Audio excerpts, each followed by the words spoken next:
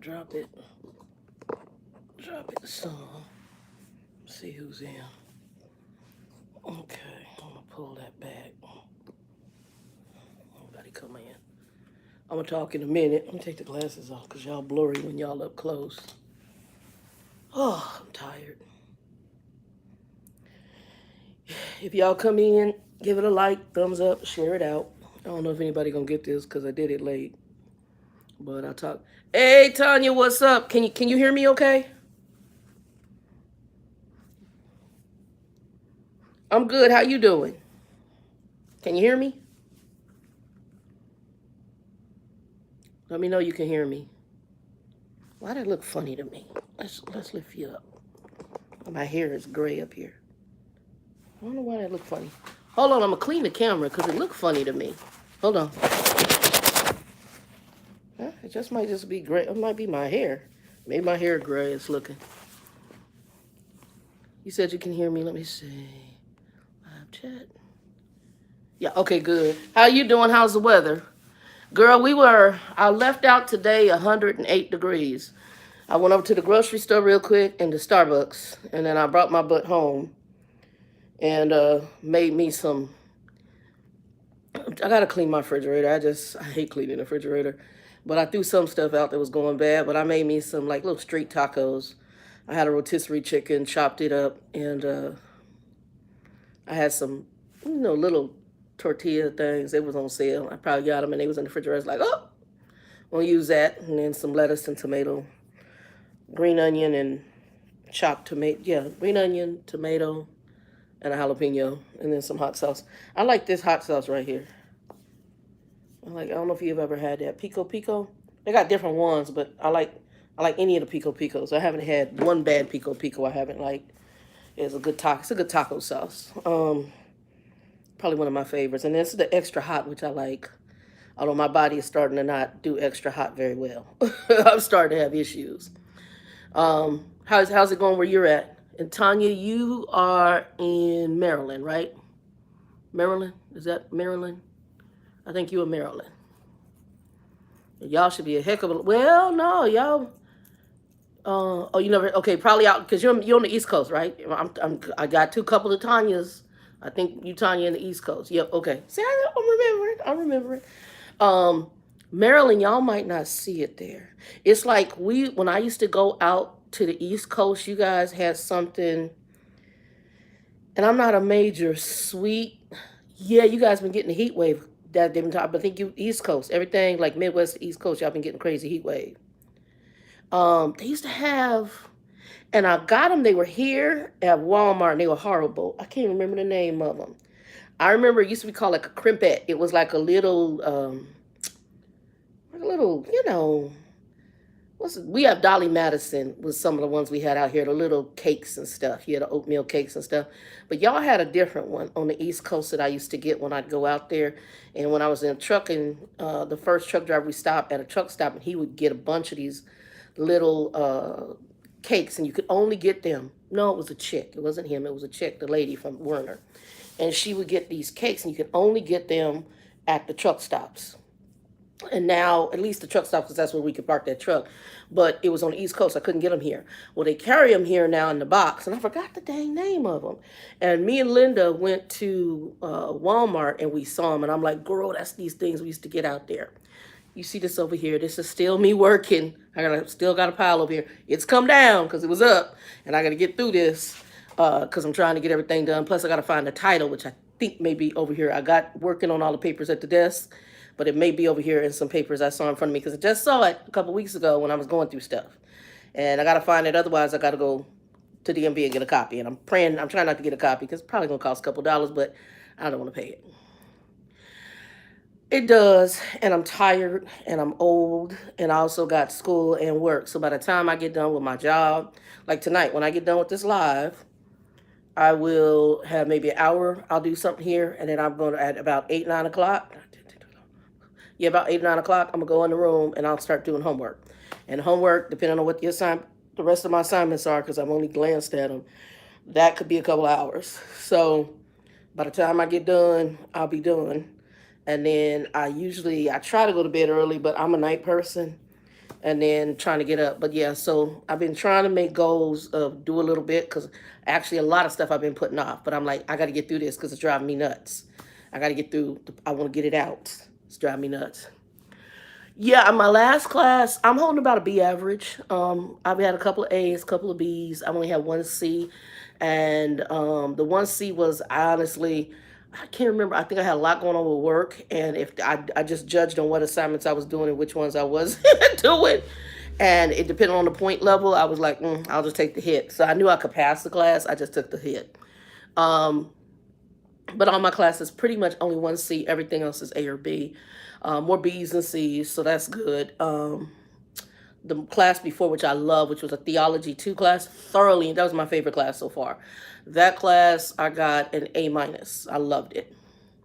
You got the dancers on there. Yeah, I love that class. That class was good.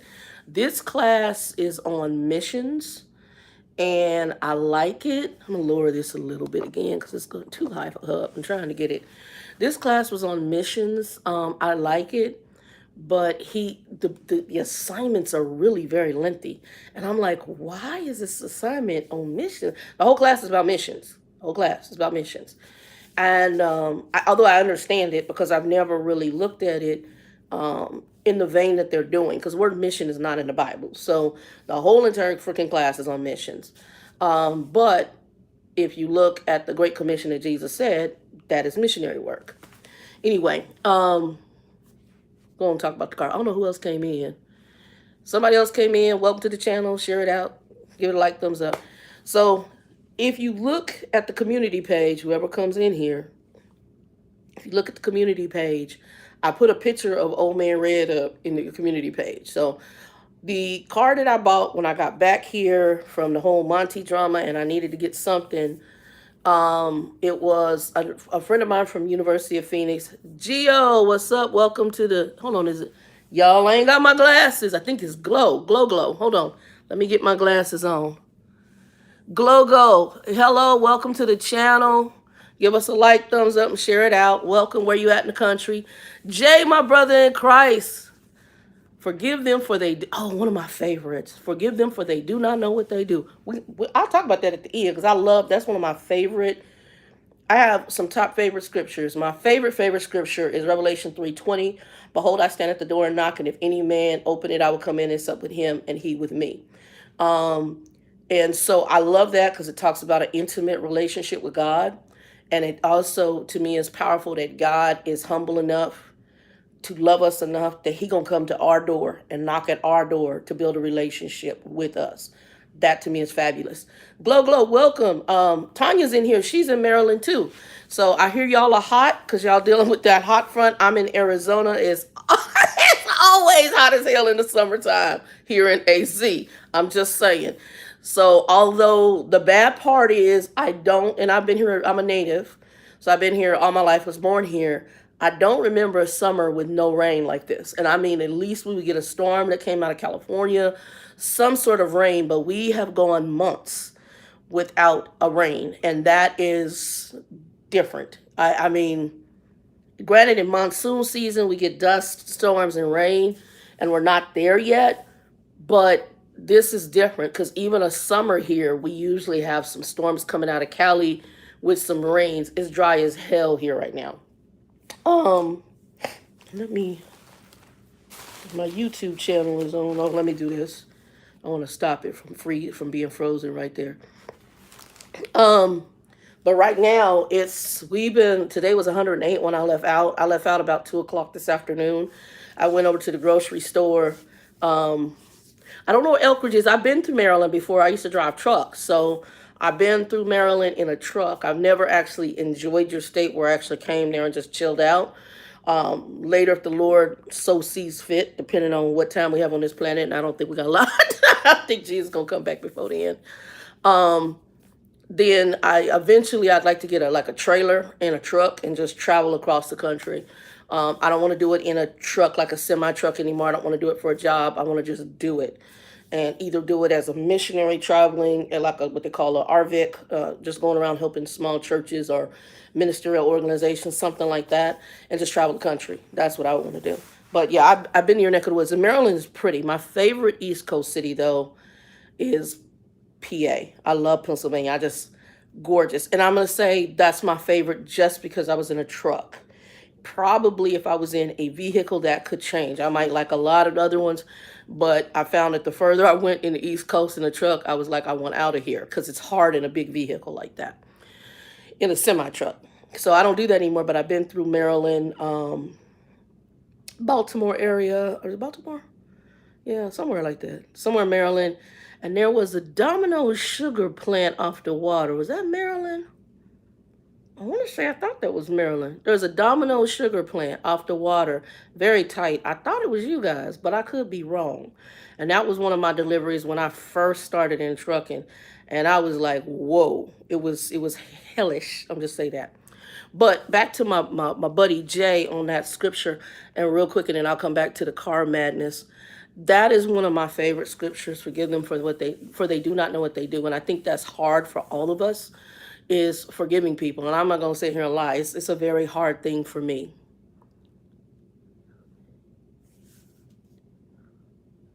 No, I didn't know Nick and Carla went back to trucking. I know that they had I know they had left out, and I think they were doing FedEx, and then that didn't work. And then I know they got something with a trailer. I think they were living, but I didn't know what they were doing other than that. I kind of stopped following after that. Well, also another trucker I used to watch. I mentioned him. I think a truck, one of the trucking videos before about. He talked about most people buy their cars for show. His name is it Jason? Jason. He's on my Facebook page. He just went back to trucking too. He's doing oil fields, and I forgot his name online, but I used to like watching him. He was a prime truck driver, and a very he was doing trading for a while. I think it's Jason. I know he got divorced, he got remarried, and I just found out he has a kid because he hadn't been on Facebook for a while either. He had done a couple videos where he was doing stop trading, and I know he had gotten remarried. I think he became Christian. So he's got a lot of things that have changed with him, and I think because there's some truckers on my Facebook that I um unfriended because it's not that anything bad. I was getting a lot of, and I'm not in it anymore, nor do I have the desire to go back. Nor am I in the physical shape anymore to go back. I've got some physical things going on that I got to go talk to my doctor about anyway. I've been still having breathing issues, and my lower back is killing me. So I don't know if that's your sciatic nerve is right above your butt, and it feel like hammer time sometime in my lower back. Depends if I sit, if I sleep. I have to sleep a certain way, and when I get up in the morning, I'm fine. But if I sleep the wrong way, my back is tore up. So I gotta go check on that. And then my breathing has been I've been having shortness of breath. So we're gonna y'all keep me in prayer. We're gonna pray on that and just believe in the Lord for whatever. I said I'm hoping to be here until the rapture because I think we're not too close, too far from it. So no, I did not know they went back. I know that some people with the financial situations that are happening right now, um, people have to go back and work. And so, depending on what skill set you have, um, you thank you, Tanya. Depending on what skill set you have, you might have. That's one of the reasons I do keep my license active. Matter of fact, I gotta do a DOT physical, and my money is tight because I'm gonna get the car drama here in a minute. Um, so the picture I put up is the new to me car. It is not brand new. And if you look at the community page, you will see a picture of Old Man Red. So I originally was gonna put Old Man Red up as a thumbnail, but then I was like, no, let's put the new to me one up. So Old Man Red, the pictures you see, that is just across the street from my house. That is actually when he broke down, and I had some pictures of him. And I was sending it to a friend of mine to show her what was going on. And if you look at one of the pictures, you'll see that you're looking at the passenger side, and that's when it broke down literally across the street about not even 3 or 4 weeks ago, and the whole front end went down in the front. And what it was is called the lower ball arm, I guess it was. It's a little piece like this. Altogether, that ran about $300 to repair. For the part, and the repair was like 180 a part, whatever. So it ran me close to three. Um, Then we started having issues, I believe. Well, I think the car has already had transmission issues because when I bought it from him, he had tons of transmission fluid in the back, the guy. And because it wasn't summer, winter, it's cooler. Now that it's hot, the stuff is. I was putting transmission fluid in it every 3 days. I mean, that's just to keep it. But then what happens is it's not wasn't going in gear, and you have to feel the gears. And then what will happen if you're not in the right gear? By the time I got to work, there was white smoke coming from underneath, not the hood, not from the hood, but underneath. And my fear was I don't want this thing to catch on fire. So that, and I was praying over it, and I was like, I'm gonna have to make decisions, and it would jump. It was doing all those things, saying the transmission is getting ready to do this. Okay. I have not put it up for sale yet, but I'm putting it up as for sale for as a mechanic special.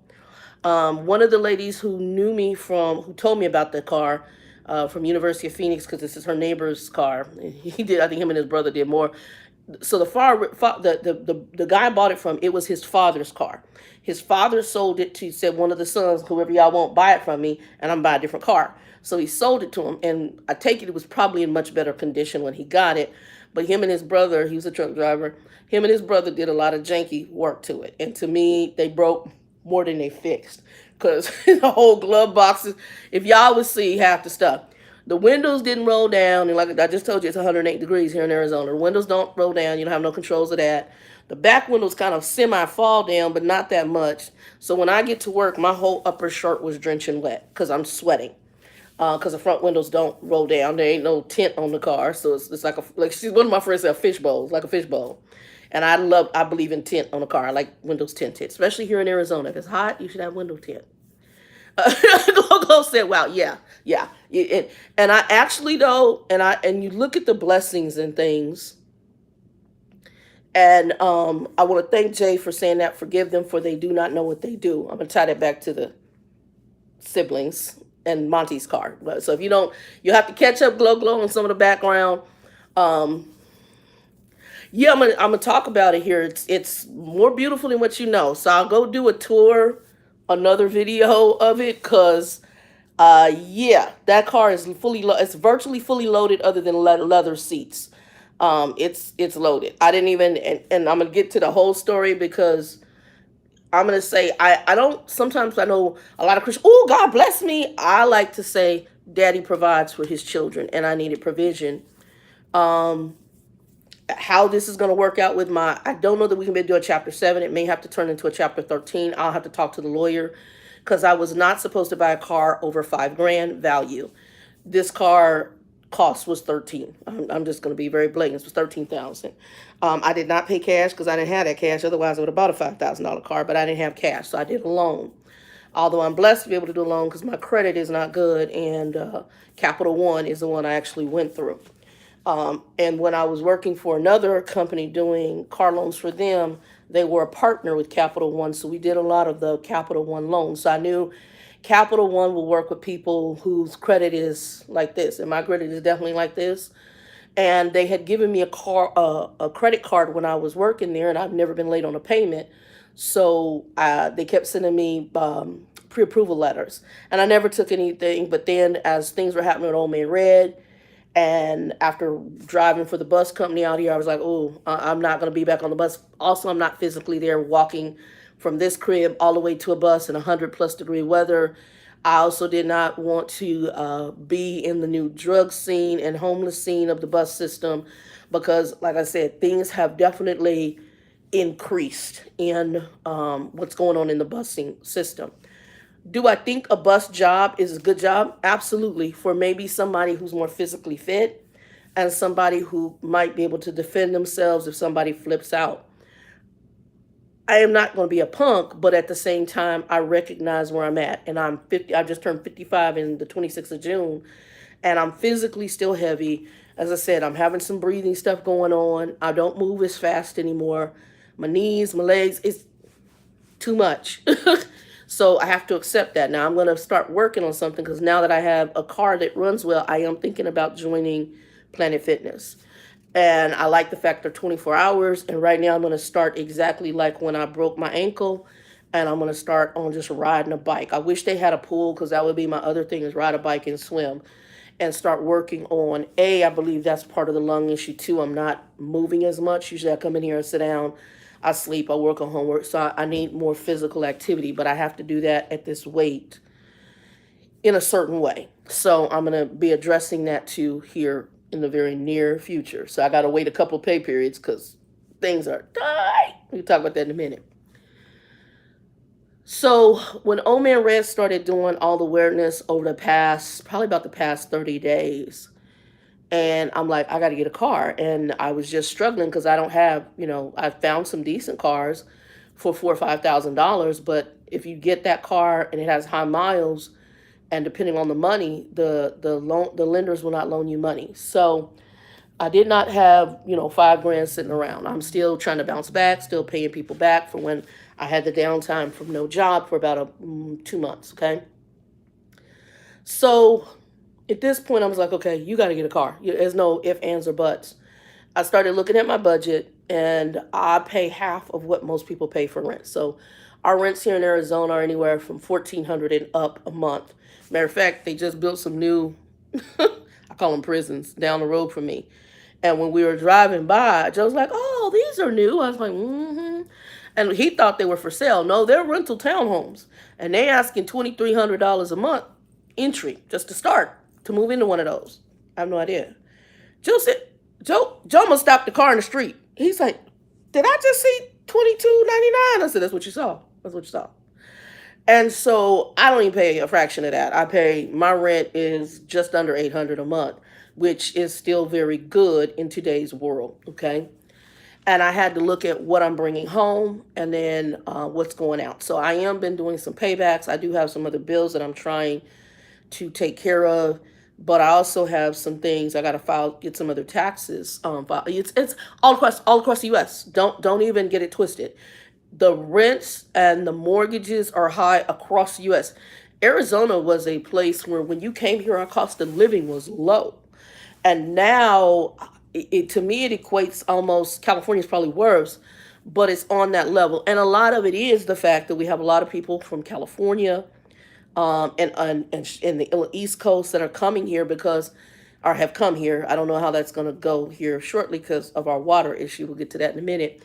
And they come here to Arizona because the cost of living was cheap. The next cost of living that was cheap would be somewhere like a Texas, okay? That's another area of the country where the cost of living was cheap. Well, now that's even starting to go up because of the popularity of people relocating to Texas, Arizona from other places. Arizona, we don't have normally the natural disasters of everywhere else. We have flooding from time to time. And honestly, the flooding is to the level I've seen lately, that's all new. And I don't know if that's new because the freeway system we have is a little newer where I see most of that at.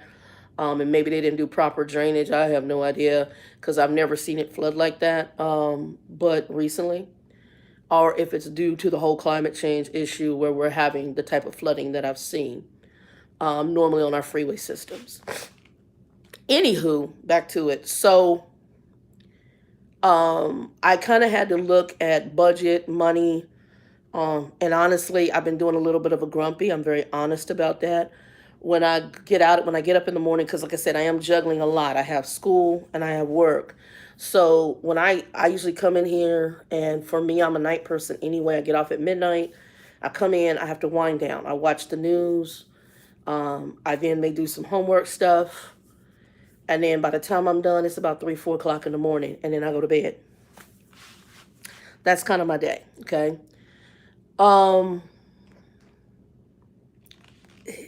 By the time I wake up, it's about 1 o'clock.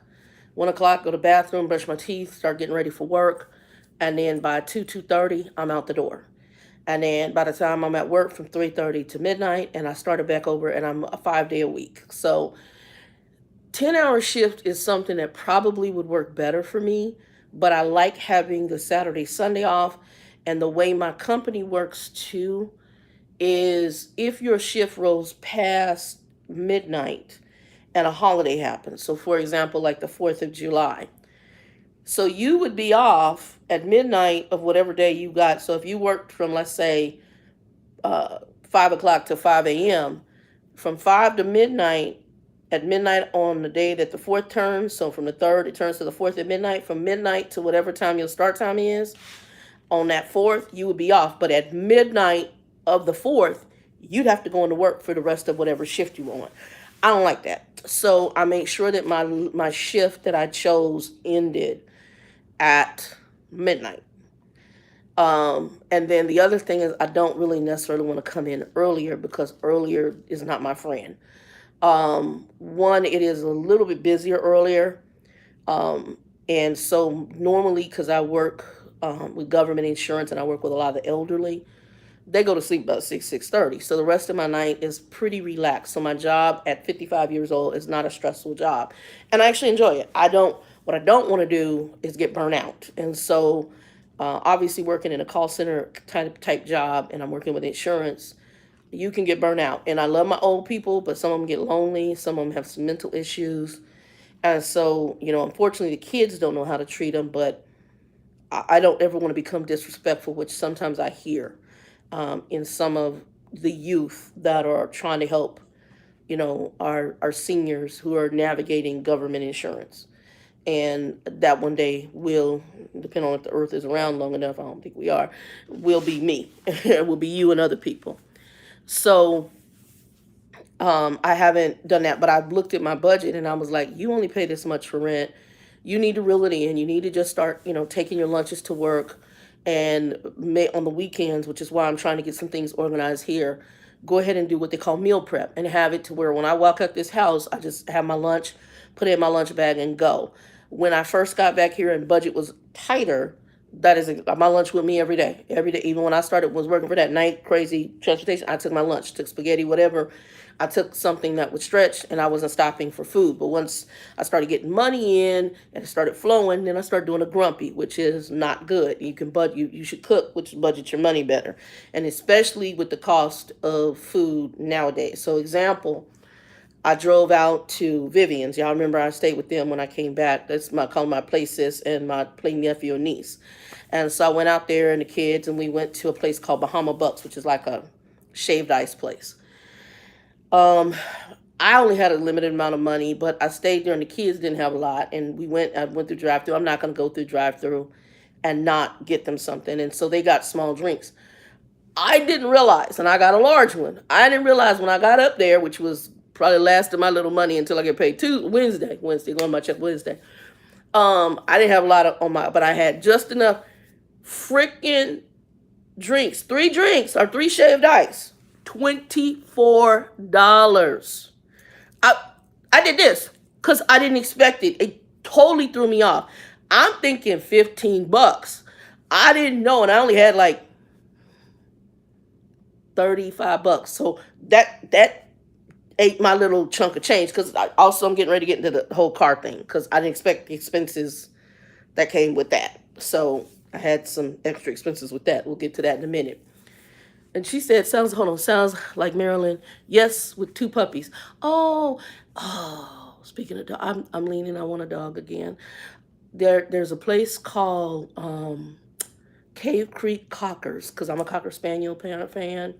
She has chocolates and chocolate spotted whites Cocker Spaniel puppies.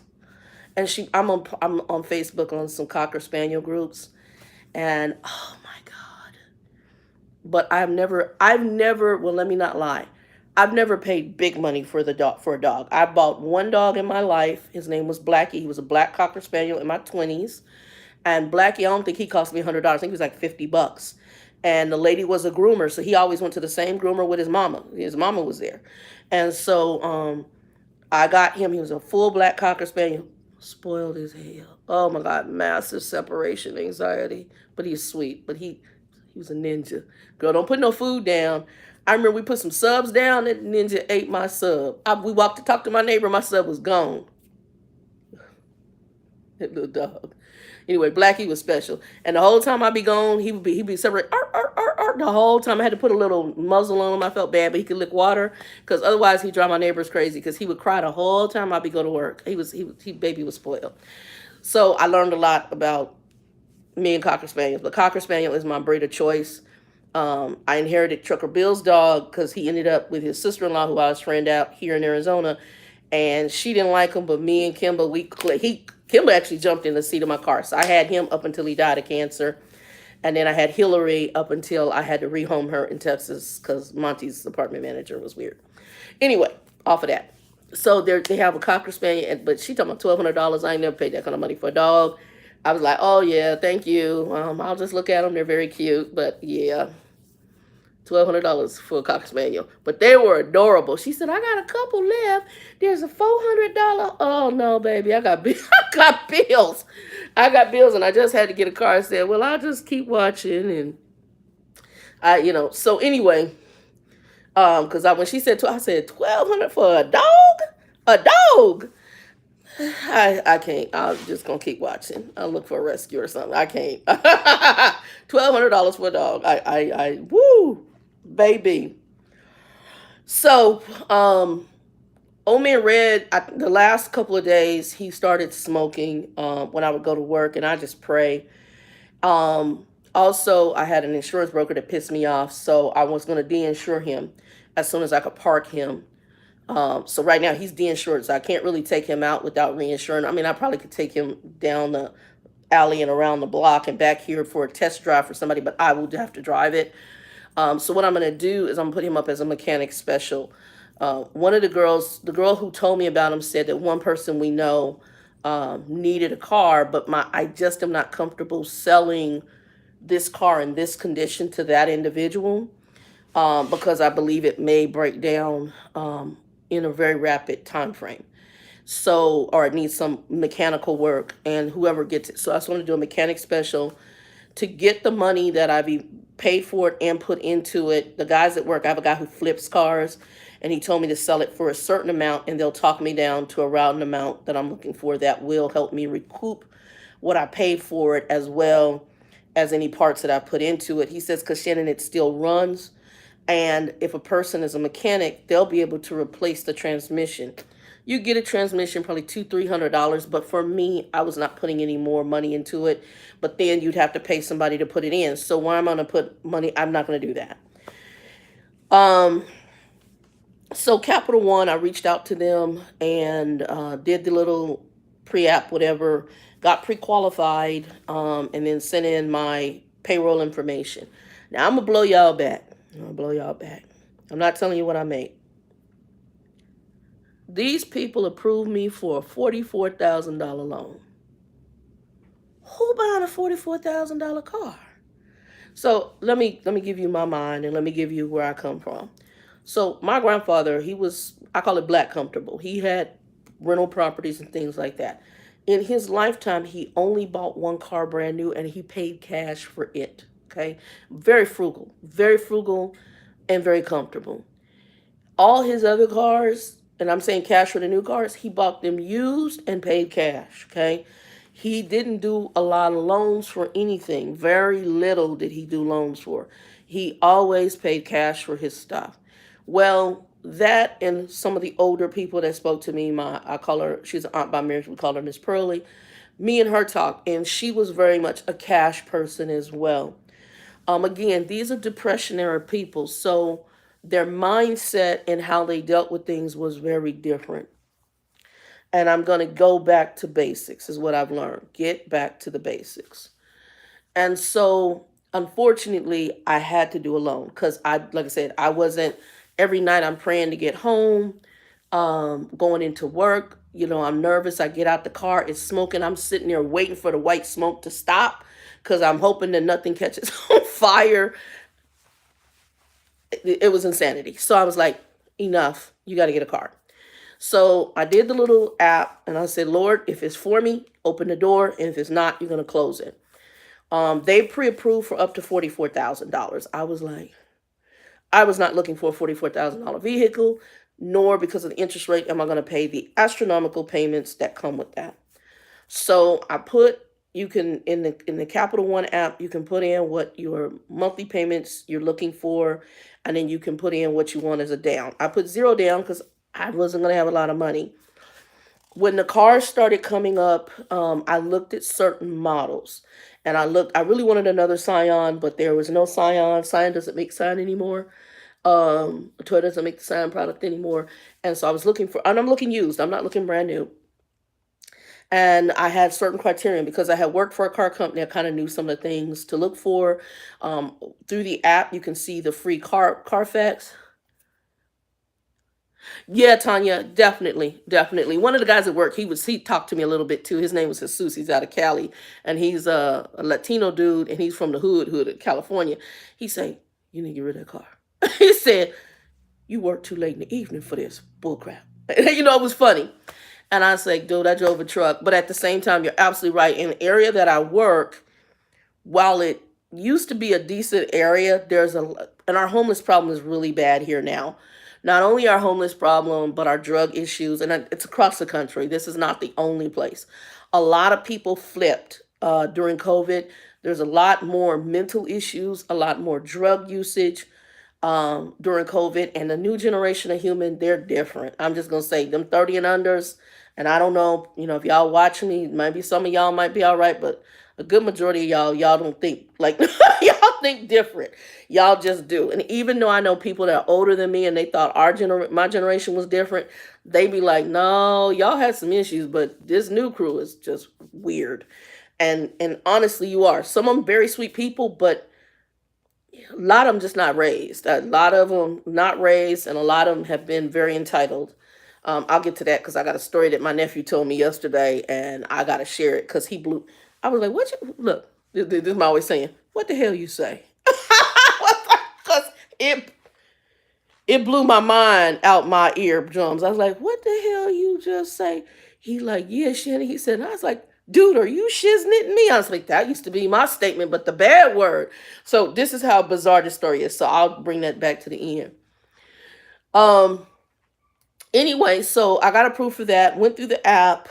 Did a sort. Found cars with zero down, monthly payments in the range that looked like they were going to be comfortable after I really looked at what I was bringing in per month, and I'm bringing in more than enough because, like I said, if I take what the car payment is and my rent, I can make that equal what the average person and still have a check to handle another half a check to handle other expenses. So between with the car and the insurance is, that will probably eat up a check, honestly. So as I went through there, the cars that were coming up, I put in the following makes that I kind of was new about. I put in Ford, Dodge, Honda, Nissan, Toyota, Scion, Kia, Hyundai. I think Subaru, Dodge, and those were the ones I looked for. And then I looked for a price because I used to have a Dodge, and the Dodge that I had was not bad. I had Dodge Colt. That car, it was wonderful. It took a licking and kept on ticking until it didn't tick no more. And I'm pissed because I probably should have kept it, and I think it just needed a clutch replacement, and I should have kept it as a secondary car. Hindsight's 2020, but it's okay. Everything happens for a reason. So, um, I turned around. I looked through there, and what was coming up a lot were I had Scions. It's not Scions. I had Nissan Jukes. One Scion came up. I had one Nissan Juke, one Scion. A lot of Kias came up. Nissan Leaf, which is that electrical vehicle, that came up. What else did I see came up? I had a Toyota. I can't remember what it was. It was a Toyota truck thingy, like one of those crossovers. It came up. One. High mile. It had higher miles. I had a few Fords come up. That was it. But a lot of Kias came up, and a lot of Kia Souls. So I didn't know much about the Kia Soul, and I am a Scion fan, the XB. So it's not shocking that I ended up with the Soul because I love the box. I'm a geek. So the Soul is a geeky car to me. It's very much on that vein, which is from what I've researched, they actually were in competition. And the Nissan Cube, I think it was called, the Scions, the Kias, and there was another one. There's another one, my Honda Element or whatever. So the square boxy cars, those were really popular. Well, the only one who has stayed making them has been Kia. Everybody else has gotten out the game. So I didn't know that until obviously I got this car and I started researching because I wanted to understand more about it. I didn't know much about it other than the rats or mice or hamsters, whatever, in the rat family that was sitting in the car doing this and dancing while the car was in the commercial. That's all I knew. I didn't know much about the car. Okay. Um, I do know that there's a theft issue with the car. I knew that. So I knew about the theft issue with the Kias and the Hondas, which is another issue. So the whole Kia Honda theft issue became a problem too when I went to go look for insurance, which I'll get to that. So I showed zero down on the app, and the first car I saw was 56,000 miles, one owner. Owner was here in Arizona. It was a white Kia Soul Plus. And I was like, Lord, if this is for me, let that car be available because I knew I needed to have money to get the insurance. And when I started researching insurance for that particular car, I knew that I was going to need about 200 or so dollars, 220 bucks down for the insurance coverage of going full coverage. At least I thought it was more than that. But anyway, and that's just a general search. Next thing I know, I go ahead and I contact, I watch it, I'm watching. And I told Linda, I said, Linda, can you drive me out to the Tempe dealership on this day? And initially I was just going to just go early and think we're going to take part of the day. But then as I talked to Joseph Shannon, I was out at the dealership and back when his credit was not good. He said, I was there for up until late night. I went in the afternoon and I was there till late night getting everything done. And he did a Capital One back in the day when his credit was not good at all before he inherited his sister's money. So he says, and I was there for half a day, blah, blah, blah, blah, blah. He did a Capital One pre-financing too. And I was like, okay. So at this point, and with car prices being way higher than when I bought my Scion. I mean, a brand new car back when you could buy a good car for, my Scion was like 17, 18,000. You could buy a good car for that. Now that's used car prices. And I'm like, because when he said 44,000, but being that new basic cars are now 30,000 plus, which is insanity. I was like, yeah, I'm good. So when I went there, I was going to go there Wednesday. By the time Sunday rolled, we celebrated my birthday on Saturday, the Saturday before my birthday. Yeah, we went Saturday before my birthday because my birthday was Monday of the 26th. So that Saturday was 23rd, 24th.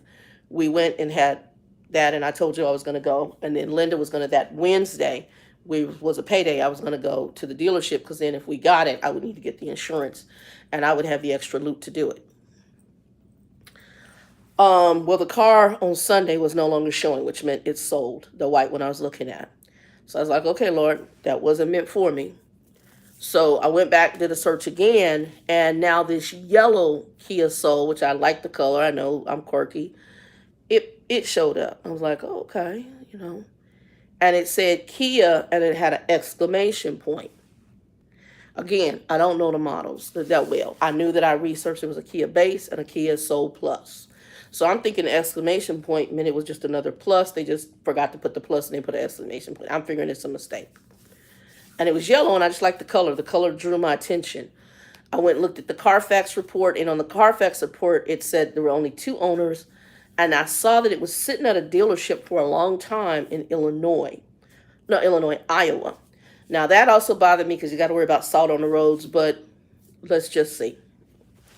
So it went from Iowa to another owner in Illinois, but I think the way it looks, because the maintenance records were not really showing a lot of information. I think it was a dealer car. So maybe their courtesy car or what they were using at the dealership, because it was there for a long time.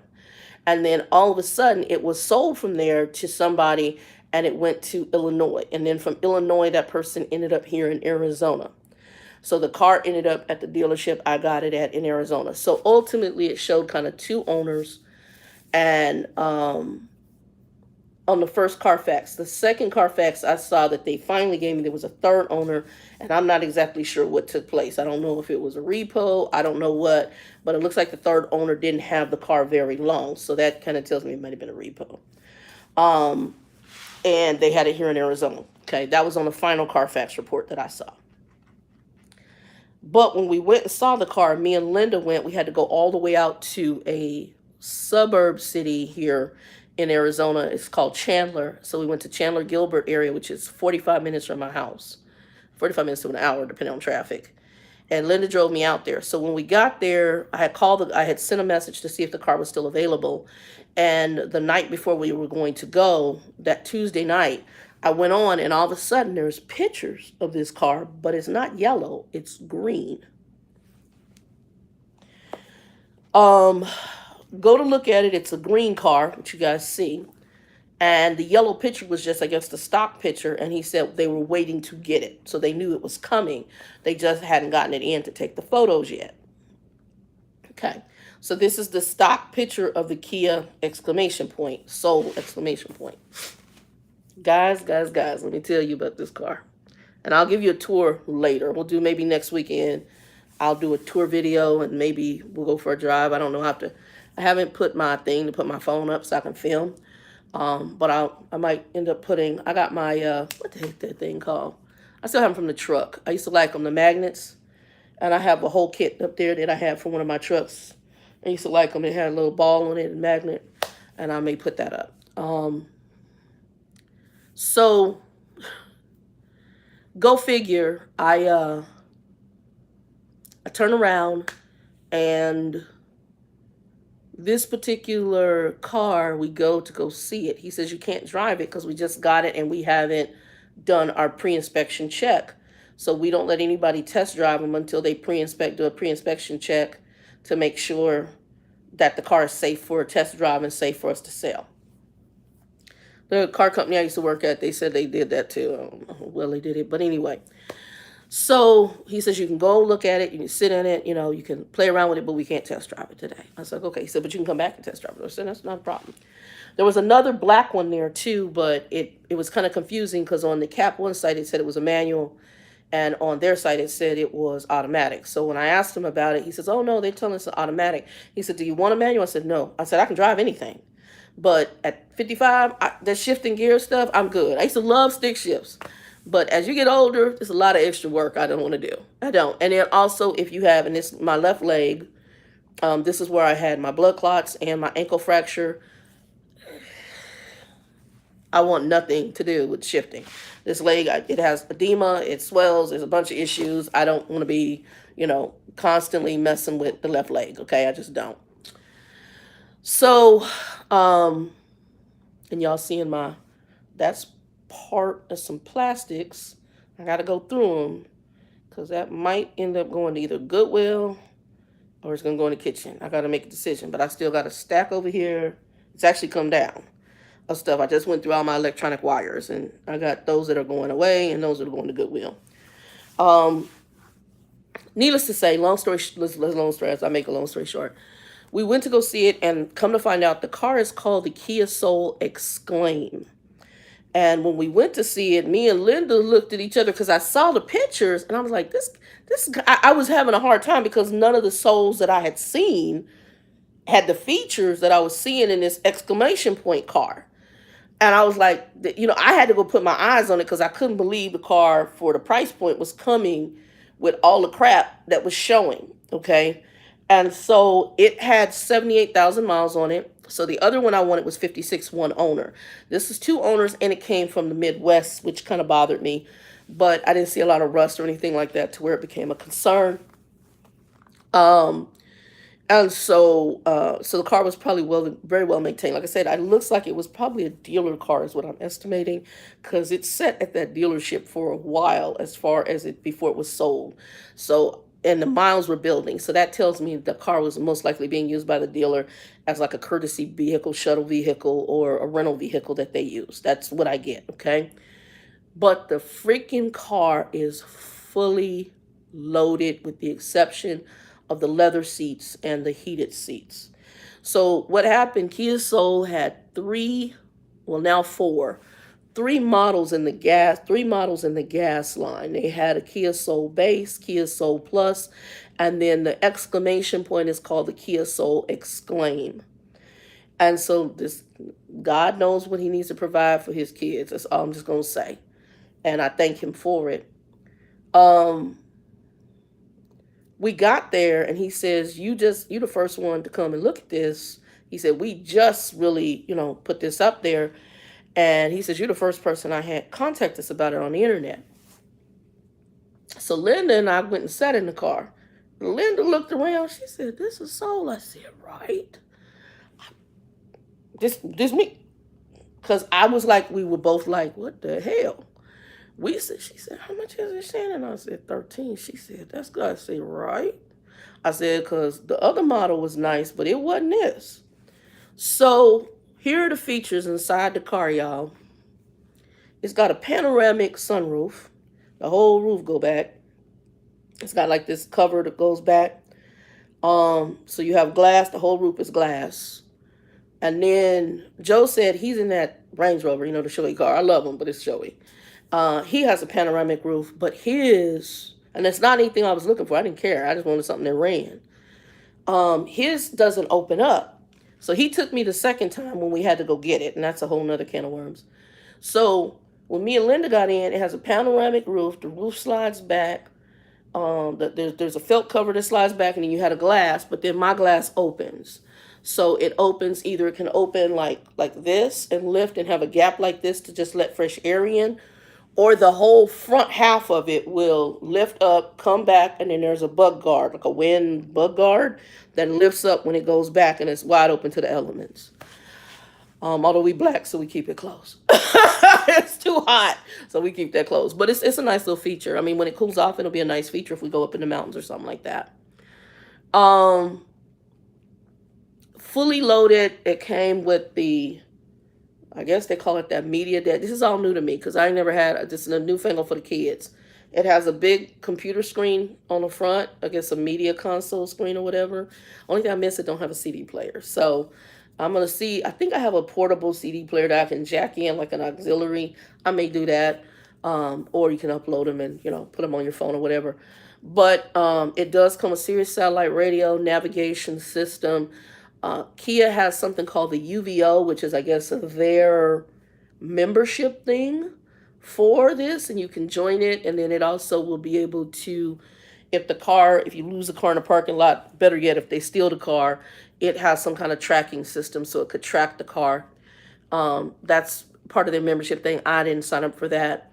I'm a big Sirius satellite fan, and it came, praise Jesus, with active Sirius satellite radio. I don't know if the prior person didn't cancel it. I have no idea, but it's got the Sirius satellite radio is on. So I don't know if they paid for a subscription, but I want to thank them. Thank you for my free Sirius satellite radio. Praise Jesus, because I love Sirius satellite radio. Watercolors and The Shield are like an NPR, like my favorite stations. So that is free on there. It has climate control where you can set temperatures, which I like because the other car didn't have air conditioning. So the biggest part of this car that I'm loving is, praise sweet Jesus, at 108 degrees. I got AC and the windows roll up and down. So when I go into work, I'm not soaking from the top up and praying I'm not funky. Trying to see what else. See what else is going on with it. It is a manual. And it has some kind of overdrive. I'm not sure, but a lot of the exclaims were turbos. I'm not sure. I think it's a turbo. I was looking at something on the sticker, and I got to research it. I do have the window sticker, but I know it says a lot of the exclaimed. AC, girl, Tanya, you don't know. Whew. Look, I was even grateful if I could just get somewhere where the windows roll down. Because I had, my first cars were a Carmen Ghia. They didn't have no AC.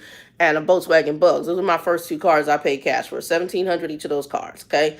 And the windows roll down. And I'm not a fan of electric stuff. I'm old school. I like the crank where you crank the windows down. Why? You didn't have to really worry about your windows breaking. But if the electrical system messes up, it's going to cost you a whole bunch more to electrically roll. Just give me the old-fashioned crank. I can roll them down. I think like that. Sometimes the old-fashioned stuff, if it ain't broke, we don't need to fix it. And so, but unfortunately, however you look, the windows do work. So that's praise Jesus. That was praise Jesus. AC was an extra praise Jesus. PJ, what's up, baby? How you doing? How's your weather? And And remind me what part of the country you was in, PJ. I can't remember what part of the country you in. But how's your weather? It's hot in Arizona, 108. And I got 2 Marylanders on here, and it's 100, and it's hot where they at too. But yeah, so the car's fully, when I say fully loaded, leather steering wheel wrapped. The seats aren't leather. That was the only thing that wasn't leather. Backup cam, which I don't really, that's not a big deal. It's like the little supervisor I had. She's sweet as she want to be, but young, 23. And she's like, my car is ghetto. And because she had an accident. This is the one I told you was driving. Love her dearly. She actually is a sweetheart, but young and different. And talking about she got so comfortable in the new car she had. As soon as she became a supervisor, she went and got a new car because they make decent money for what they do. And she talking about she got so comfortable in the car, she driving with her foot up on the seat. What the hell you say? How you? I was telling my play niece and nephew about this. And she's like, girl, I see it all the time. I said, who does that?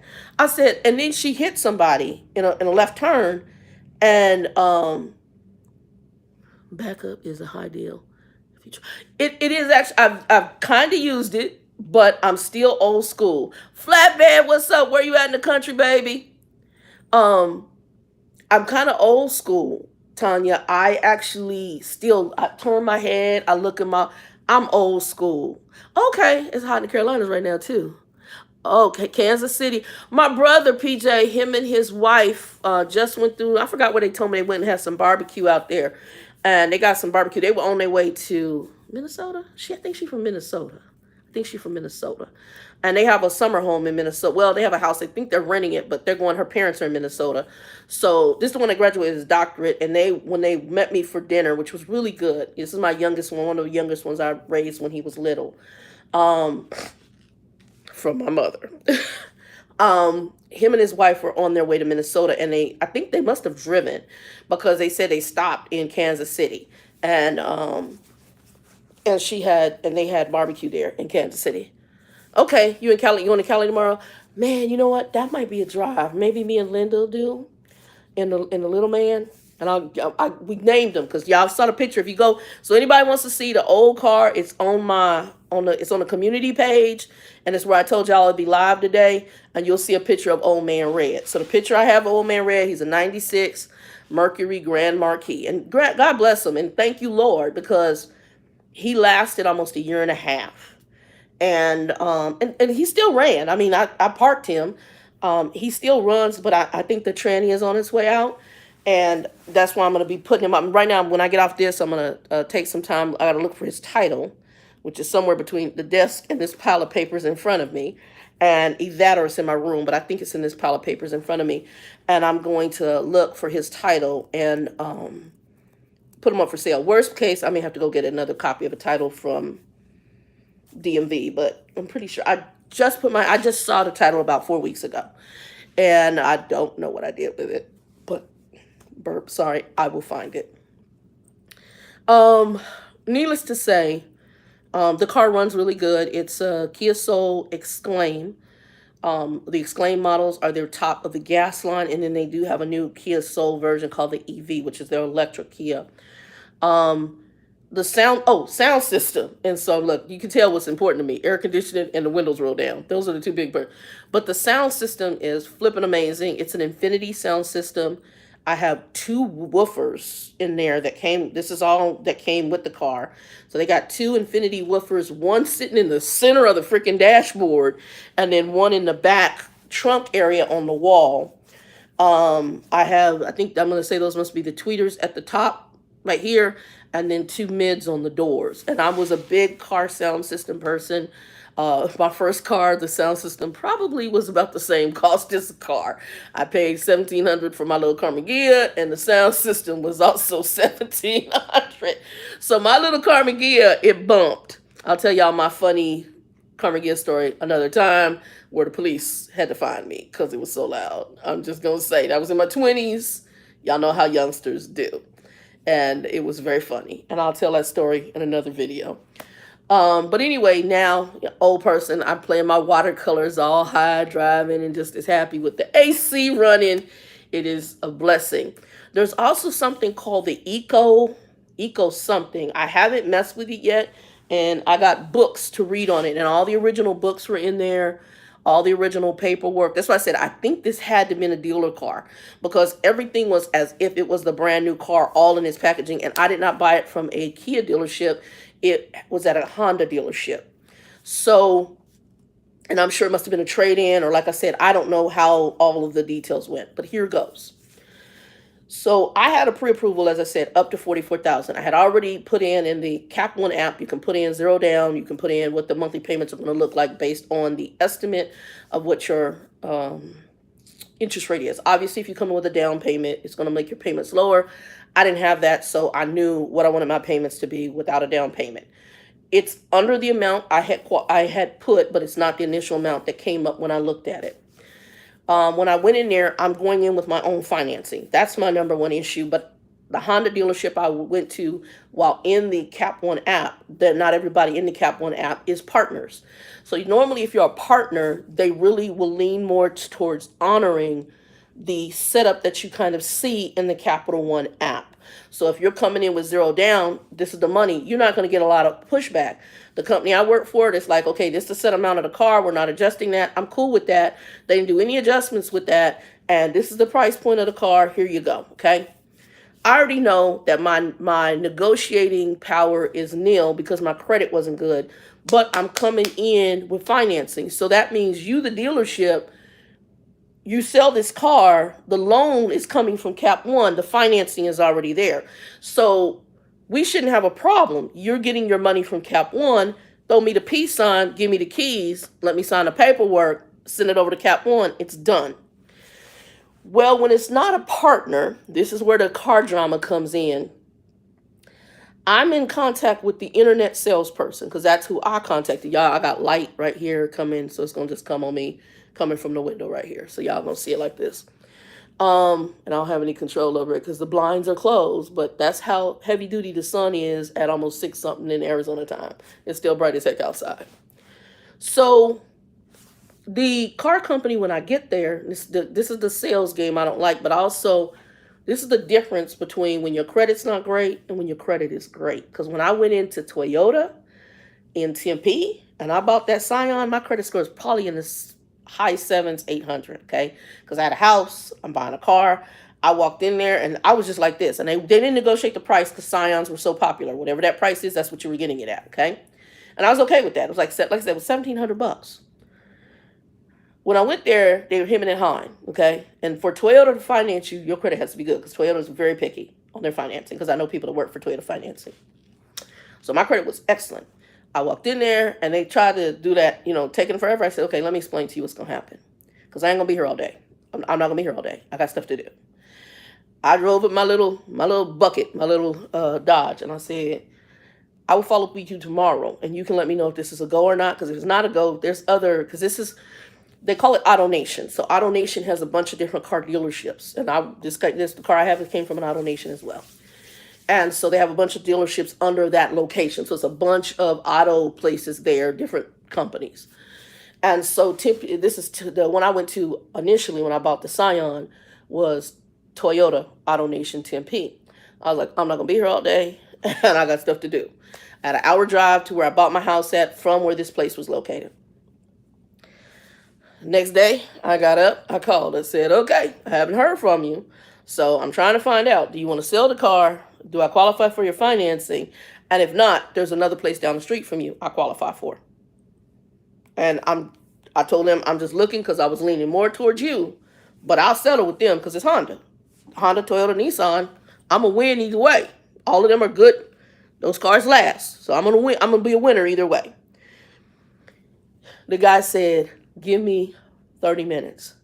He called me back. He says, you can come pick up both your keys. The car is ready. It's cleaned. It's detailed for you. And all we need you to sign the paperwork. You'll be here about maybe 30, 45 minutes to do that. I called my friend. She picked me up. Oh, no, we drove the car out. She followed me. And I traded in my little one, which I probably should have kept because they probably gave me about $500 for that car. And it wasn't in bad shape. Like I said, I think it needed a clutch. And I could tell there was something that was going to be needed. We traded.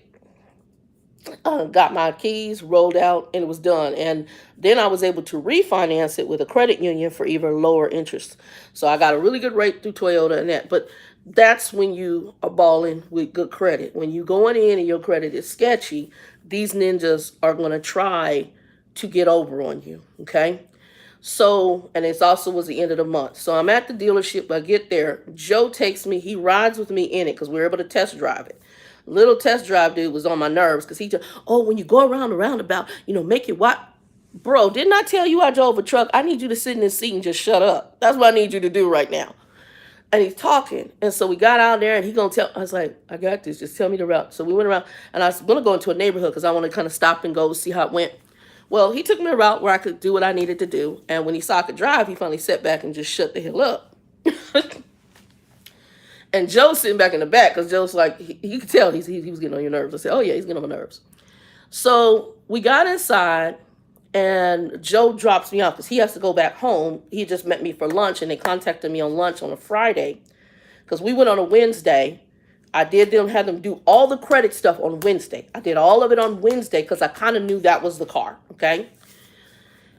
We just hadn't test drove, and if it fell apart, that's okay. I can take the financing somewhere else if necessary, or if they had something else on the lot. So at this point,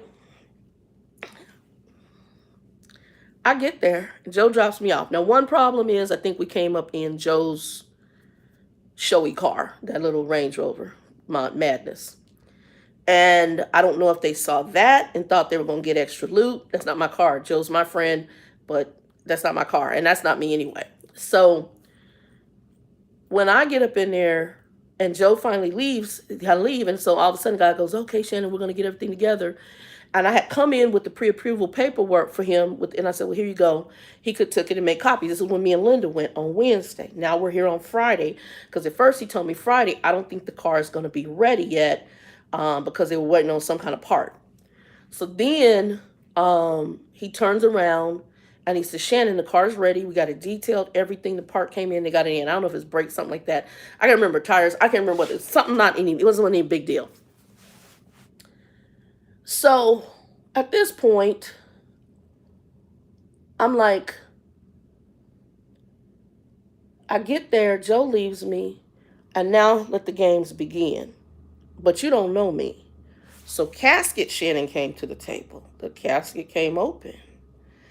And, they come out, this is my finance. This is my boss, my man, or whatever.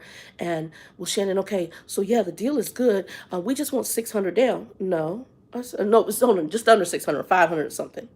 I said, excuse me? I said, you did see the paperwork I gave you, which is zero down. It gave about $1 amount. It showed what I'm approved to and what I'm approved up to. And Capital One's financing this. And on their site, it was zero down. So where's this $500? Oh, well, the lender. I said, oh, the lender's doing this? I said, I did tell you I worked for Carvana doing loans, right? And Capital One was one of our partners. So I kind of know how their loans work because we used to run the major part of their loans. So I know how they do their financing. So if they set the terms, this is the terms. So if something else is coming on, that's you guys. Well, no. And my face went totally, this deal is done. I'm on the phone, Capital One. I called, the lady said, no, ma'am, we're not the ones. I knew this because I did their loans. We're not the ones doing this. The dealer, since they're not a partner, they can set the terms if they want a down payment. I said, so they want the down payment. She said, yes, ma'am. I said, and you're doing the financing, right? So if the car goes off the lot, you're paying them for it. Is that correct? Yes. Okay, thank you, ma'am. And I hung up the phone. I said, the deal's off the table. Thank you. Have a good day. Let me go ahead and call. I said, you should have told me this crap over the phone. I wouldn't have come up here and wasted my time and yours. Plus, I'm late to my job right now. I had to call and take time for this. I don't miss time. My whole face turned. Right now, I'm calm. So if you would have seen my face, it was like I wanted to punch them in their face. That's what it looked like. Because at this point, you wasted my time. I came out here. I test drove. So if you're trying to get money out of me because you're doing it, because it was them, it's done. So all of a sudden, I'm calling Linda. Linda's like, I'm on my way. And Linda hot because Linda like your sister and she your hood sister. Why these ninjas make you waste your time? You brought the paperwork. They pulled that paperwork on Wednesday when we was there. And Linda used some other explanation that I don't like to play. And they done made you come out. Girl, I can't come in there because if I come in there, it's going to get turned out. I love Linda, because that's my hood sister. She just keep it 100. She hot. I'm already hot. She knew because by the way I respond, I have to reel me in. And like she said, you hotter than fish grease. I said, you have no idea. Because I just took hours off of my job and this thing looks like it's done. Oh, well, we let you. I don't need that paper to. I said, I don't need to think about anything. Well, you want? I don't want to look at anything else you got. This is done. This is done. I said, because obviously you don't want business. I'm going to take it somewhere else. Deuces. Now, the one thing, even though credit was bad, I'm bringing my own financing. Therefore, I don't need you. There's somebody else who's going to take this money. You letting 15 grand walk out the door behind trying to get a little money, a cash money out my pocket? No. Let me tell you what I did. So then they go do, so he comes and this white man, red face, eyes like this, because they looking, and not a lot of us out there. Okay, I'm just going to say, I think there was one black salesman, and I think there was a little chocolate chip couple that came in. Everybody else was Anglo. Everybody else was this. A couple of Latino salespeople, but everybody was this. So you already know what I'm up against.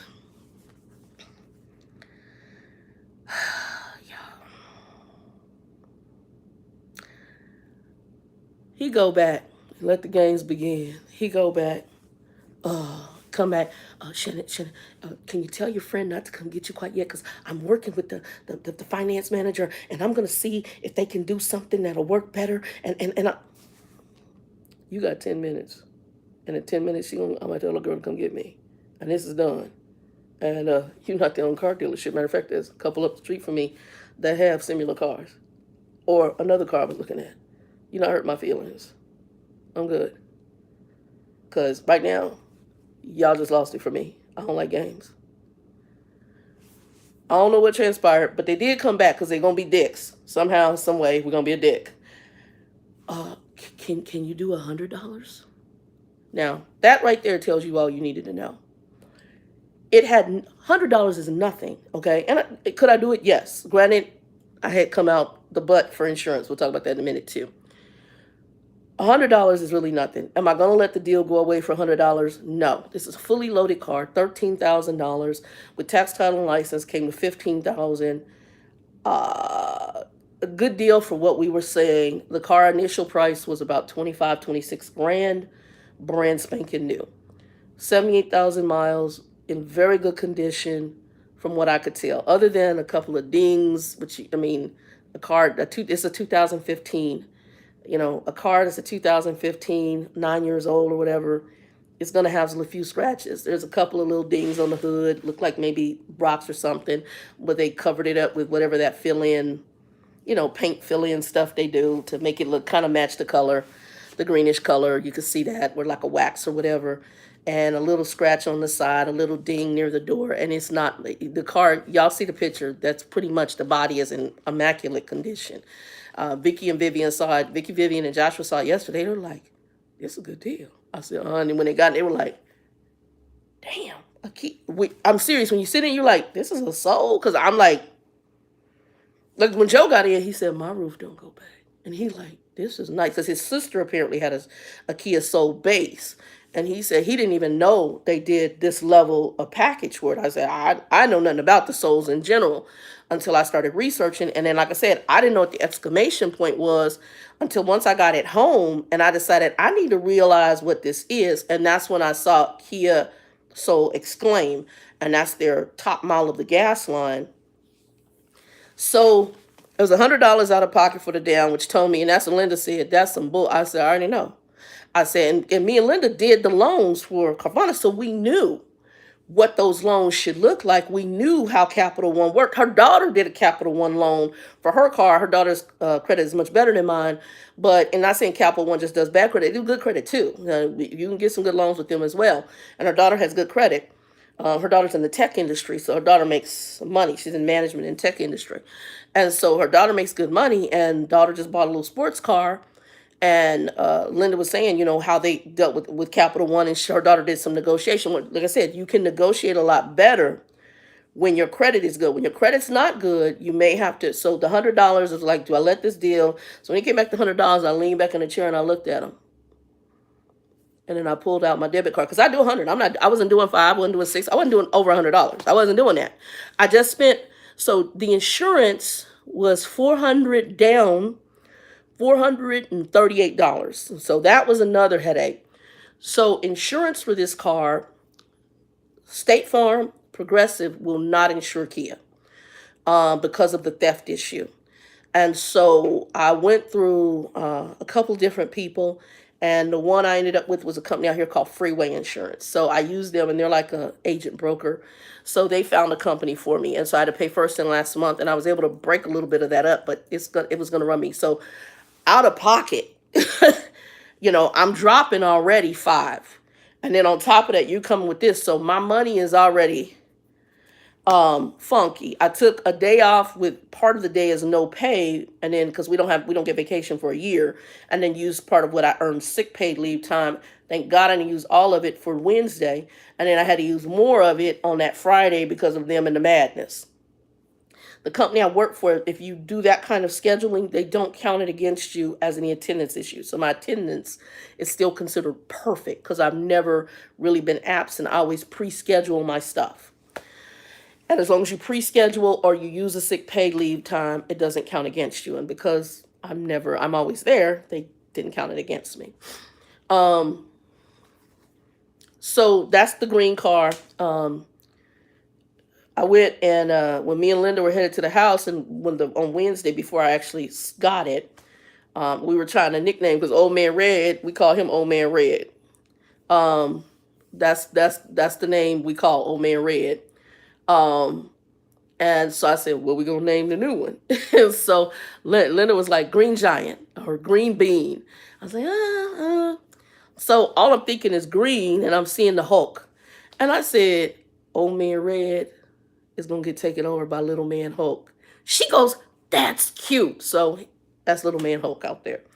And very, very, like I said, it drives really good. I haven't used the eco mode, eco mode, which is an economy. It's supposed to help you with fuel.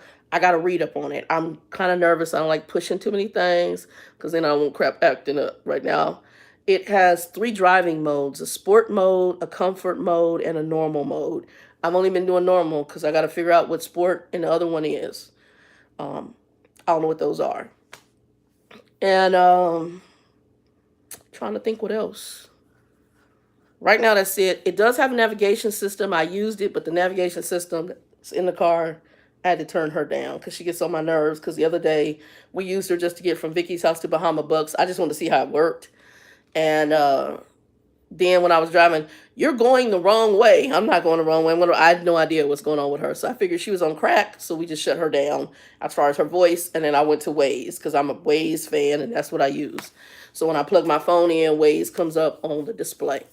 So it does have a media display. Trying to think what else.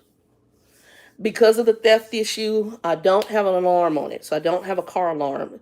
It does have a panic alarm, but it doesn't have like a car alarm. I'll be looking into that in August, but I don't have the money right now because, like I said, I came 500 extra bucks out my butt plus my regular bills that I didn't expect. I expected $220 and it was $300. Oh, let me kind of tell you what, getting ready to get to that. Thank you, Tanya. So I got 2 club devices. Honey, that's the first thing I ordered. I got on to Walmart because my money was tight, but I did Afterpay. So I love Afterpay. And I bought a gift card for Walmart, and I ordered 2 club devices from Walmart.com. The first club device I ordered, ordered 2. It goes from the wheel to the pedal, to the brake pedal, and hooks to the wheel and hooks to the brake pedal. That's device number 1. And then device number 2 was something I had never seen because I used to have the club that went this way. But device number 2 is a bar that goes across the dash and it clips onto the steering wheel like a grip, and it has a lock. So it has a metal locking lever that locks on, and then the bar is there. So then the steering wheel can't be moved very much. So they got to go through 2 clubs to take the car. I figured let's make it, if you're gonna go through all that, we're gonna make you have to work for it. And then in a couple of weeks, like I said, in August, I'll take it. I started researching car alarm companies, and there's one, and I might do a review on it if they're good. Their rating on Yelp looks good. They're in, so I'm in the kind of like the western part of Phoenix, and they're on the eastern part of this of what we in the historical district. So I'm gonna go there, and I'm actually gonna call and find out what their car alarm prices look like. Thought about Best Buy, but I'm gonna be honest, Best Buy, I haven't been in there in a long time, and with the new generation of humans, I don't know that I trust them to work on my stuff. Whereas to me, an established car alarm place, I think I'm gonna lean towards that. Back in the day, when Best Buy did audio and car stereos big time, I probably would lean that route. But yeah, right now, especially with these new young folks, they just so half butt. I can't. I can't. So on to the story real quick with my nephew. So when I took them to go and we went and got some of the shaved ice, Hawaiian ice, he's telling me about he had just resigned from being a security guard. And he said that he had to train the new guy who was taking over for him. So he told the guy said, oh, it's boring at night. He says, oh, yeah. He says, if you work at nights, he says, you can use the computers. And if you want to listen to a YouTube video or, surf the net, you can do that, obviously. So the guy, oh, man, cool. So dude comes in, my nephew comes in the next night, and he's like, dude, I got in trouble. He said, you got in trouble? Yeah, I got in trouble for being on the internet. He's like, no, they don't bother you about being... This dude brought in his entire PlayStation, hooked it up to the computer screen, and was playing video games as a security guard. My nephew Joshua said, man, are you shizzing at me? He said, bruh, you doing too much. He said, I'm shitting up. I said, I cannot. But they don't think normal. They're normal. They're weird as hell. They don't think normal. And I'm like, who does that? Who does that? The little lady I got right now, she wants to go to a later shift. Well, she told us that when she was a rep, because the shift was late, she used to sleep during the shift. First, you shouldn't tell us that. Number one, she's sweet as she want to be, but she talking too much. You talking too much, sweetie. You need to keep that to yourself. A, it's ratchet that you did that, but B, you don't tell people you did that. I wouldn't have told nobody that. I wouldn't have told nobody that story. And so this is her whole conversation. So she actually just opened up a position, and she's a bilingual suit that they might hire her for. I have no idea. My issue is if I was in charge. And don't get me wrong, I think she's a sweet person. But she's 23 and she wants it her way. And since it's not her way, I'm going to be absent. I'm going to call out. I'm going to do it. If you can't show up to do your job, why am I going to reward you with another position? I'm going to keep you right in that position until I see you actually come in here and do your core job. The team itself functions. I mean, most of the people on the team, we know how to do our core job. We had some people who didn't really give a doggone. That's a whole different can of worms. And that's not really directed at her. That's just in general. There's people throughout this company who don't do their job. What I like about the company, they give everybody a chance. What you want to do with it is up to you. Doesn't matter what walk of life. Doesn't matter what your previous job was. You could be a warehouse truck driver, cab driver, doesn't matter. There's people who never used a computer. There's people who never worked in an office. There are a lot of people that are coming from other countries. They will give them a chance. What you do with it is up to you. This 23-year-old baby, I want to be a soup. The first time she was there, she said they were bullying her because they told her she wouldn't be a soup because she wasn't ever at work. You called out a lot. You've told us you called out a lot. They're telling you the truth. How is that bullying? But what it is under this new generation, if it's not the way I want it, even if I'm ratchet, then you're bullying me. So I can be ratchet and I want it my way. So it's a mindset that is mind blowing to me. It's mind numbing. And going back to my brother, well, let's go back here. The quote he gave when he came in, Jay, that quote he gave, and forgive them it's just like with the siblings. I forgive them. However, I don't necessarily, it's not a hatred. I just really don't want anything to do with them. Some of the treatment that I got at the funeral was kind of weird to me. Was one brother, he flicked his hand, did it to Joe and me. I was like, hey, you know, because he's limping. Oh, you want to use my gun? Flicks his hand. I'm like, oh, no, no. This is the one that got a temper problem on there. You don't even know. You have no idea, bro. Physically, but I'm a whole different cup of tea. I'm not gonna come physical. I'm gonna come with other things. And that might be casket based. So I'm not, you don't really want to trigger that with me. Because I'm a whole different ball of wax if you open up that casket. Um, that's one. And so there's times when I know remove yourself from bad situations. Um, God has given me that wisdom. And then the sister, she's sweet in her own way, but again, it's her and her brothers, and it's always going to be them. It's going to be about them. So even like I said, the car situation, that would have made a world of difference. Granted, Monty did not take care of his stuff, but I don't know that I would have had the level of mechanical issues that I had with Old Man Red. And I would have brought the car back here. But at this point, I was like, I'm not going to have this being the animosity between me and these kids. Sell the car, which was the agreed thing. Oh, I'm going to sell it and you get you some money so you can get a car. And we'll split the money 5 ways. Here you go. Right now, tow it back. Joe would have helped me tow it back. But to alleviate animosity or even try to drive it back, and if it broke down, we would have got it towed the rest of the way. But to alleviate the animosity, just go ahead and sell it because your sister has made it clear that supposedly when you and Monty didn't get along, you had some conversation about you in this car, which didn't make any sense to me because you didn't even talk to him, nor did any of you come up here and check on this dude while during COVID to see how he was doing on a continuous basis, and you live 1 hour out. Even the niece of the brother who's in prison said, well, they could have helped him more than anybody. They were closer to him than anybody else. Absolutely. But again, I don't fault them. This is the relationship that Monty built with his children. So he did not have good relationships with his kids. He did not establish that. Stephanie, how you doing, baby? Gonna be working on that. We're gonna talk about that in a minute because now that we got a running bucket, my next move in August is I'm probably gonna join Planet Fitness. And what I'm going to do is do what I did when I had the ankle fracture. I lost 30 or 40 pounds. Didn't even realize it. Because when I went in there, they were having me do physical therapy. And part of it was I was riding a bike. As soon as I'd come in, they'd have me doing the stationary bike. And I would do that. So it wasn't bad on my knees. And it was helping me rebuild the muscle in the leg from atrophy. So I do know I need to do exercise, but out here in the heat, I'm not walking back and forth. That's another reason I kind of wanted a dog.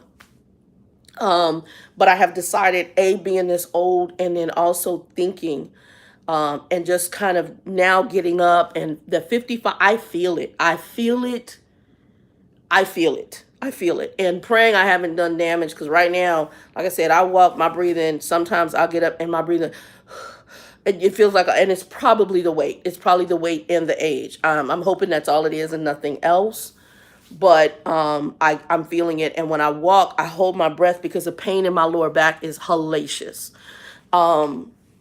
It's kind of like I can feel this. It's like you're holding your breath to trying to just kind of get through the pain and then get through. But there's times when I walk great and no air, but there's other times it's like, also I think they made a vendor change to one of my blood pressure flatbed. But when I get decisions made, I'll usually do them. If I make a decision on something, it's like school. When I made a decision this time, it was like I'm stuck to it. And I knew that I needed, and I've also incorporated how God works in it. So it's been something that has been coming to my mind. And I believe the Lord has put it on my mind. I had a couple of unique dreams here in the past few weeks. And so I believe God has put it on my mind. One was like working in the vineyard, which is working in God's garden. One is about the barbecue sauce, but I don't know if it's necessarily the barbecue sauce or if it's the fact, hey, you're procrastinating, you need to get this up and going. So it's kind of a combination because that dream happened within the same time frame. But also physically, I know to do that, I'm not where I'm at. So, for example, if I did, Lord blesses where I can get a trailer and a truck and I could travel around, physically, I'm not in the shape I'm not in great shape. So I need to get the weight is time. And like even when I saw my brother is heavy set. Like I said, we all hit 400. Only one brother did the weight loss surgery, and to my knowledge, he's kept his. Well, he gained a little bit and he got it back off. But me and the other brother, the youngest brother, we're over 400 now. He's 6 foot something because they had a tall father. Monty was short. Their pervy dad was tall. So they're both tall. Because Chris I think is about 6'2", and Anthony's probably about 6'1". Those two. I'm like I'm 5'2", 5'3", so I'm short. So all that 400 pounds, imagine I look like a oompa loompa on crack, and I waddle when I walk. So it's bad. So and I can feel it when I get up. I can feel it on my back, my knees, my legs. All of this, it's got to change, and I can feel it. Like I said, if the Lord gives me more time in this chest thing, this breathing issue is not a major issue. We're going to be working on it. We're definitely going to be working on it.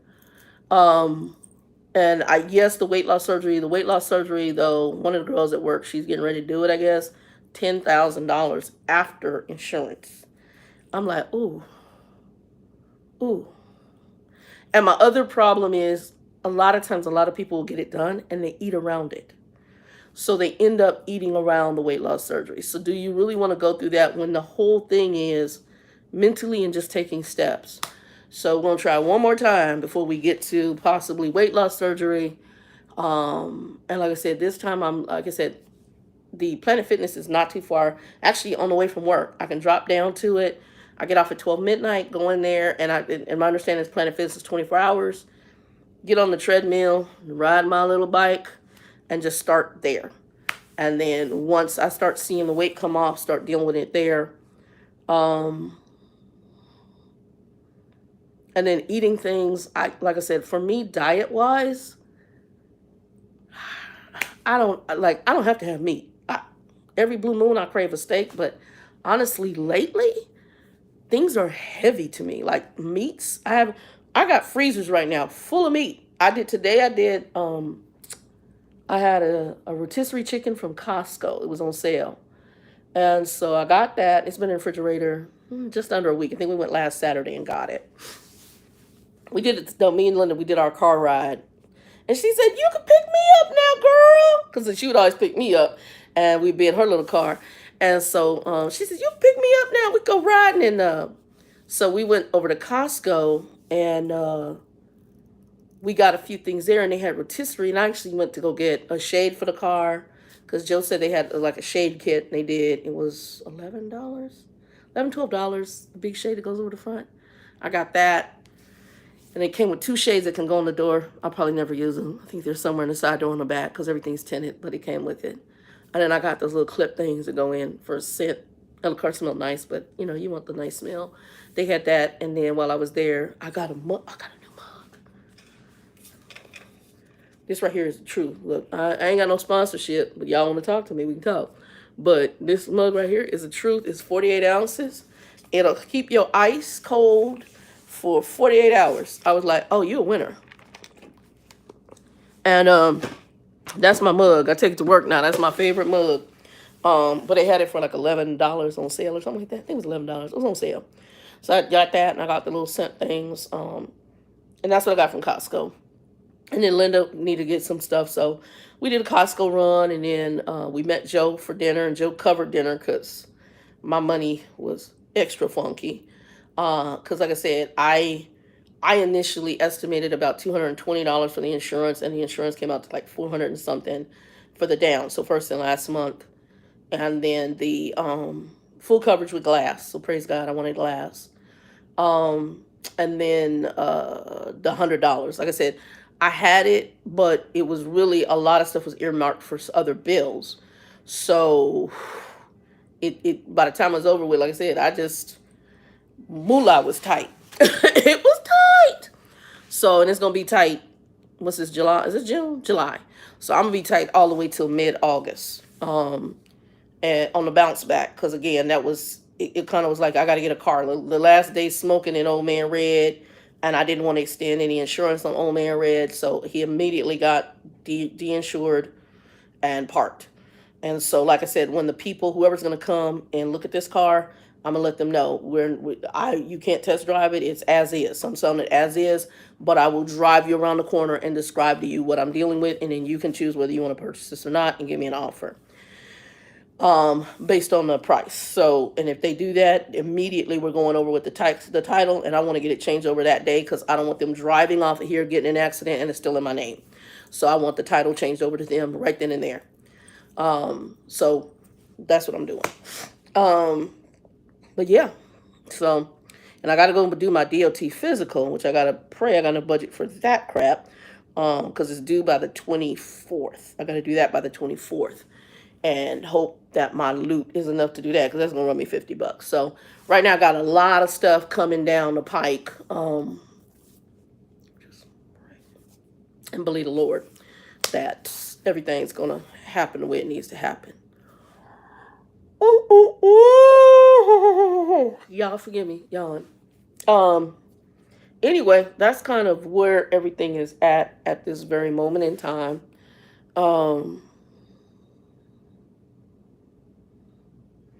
But yeah, so the car, like I said, the car is good. The drama with the dealership is that, and the weight thing is gonna be my next move. So y'all might be going to the gym with me every so often.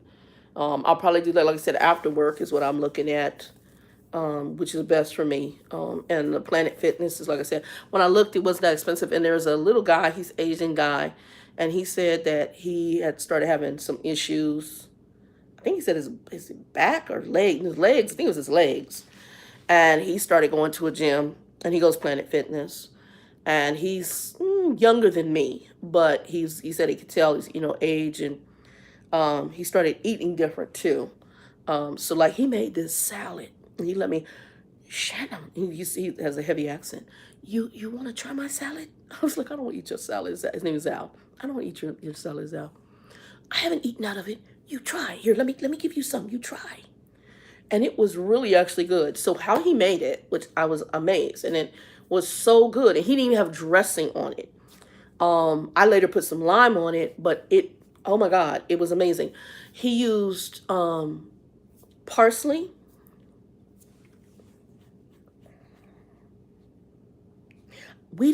So my apartment complex, flatbed this is built like in 1950 something is what I'm estimating, like 58 maybe. It's like those, it's kind of hard to explain, but they're like the individual buildings, and there's about 4 apartments, and then there's a little courtyard and another individual set of buildings, and then 4 apartments.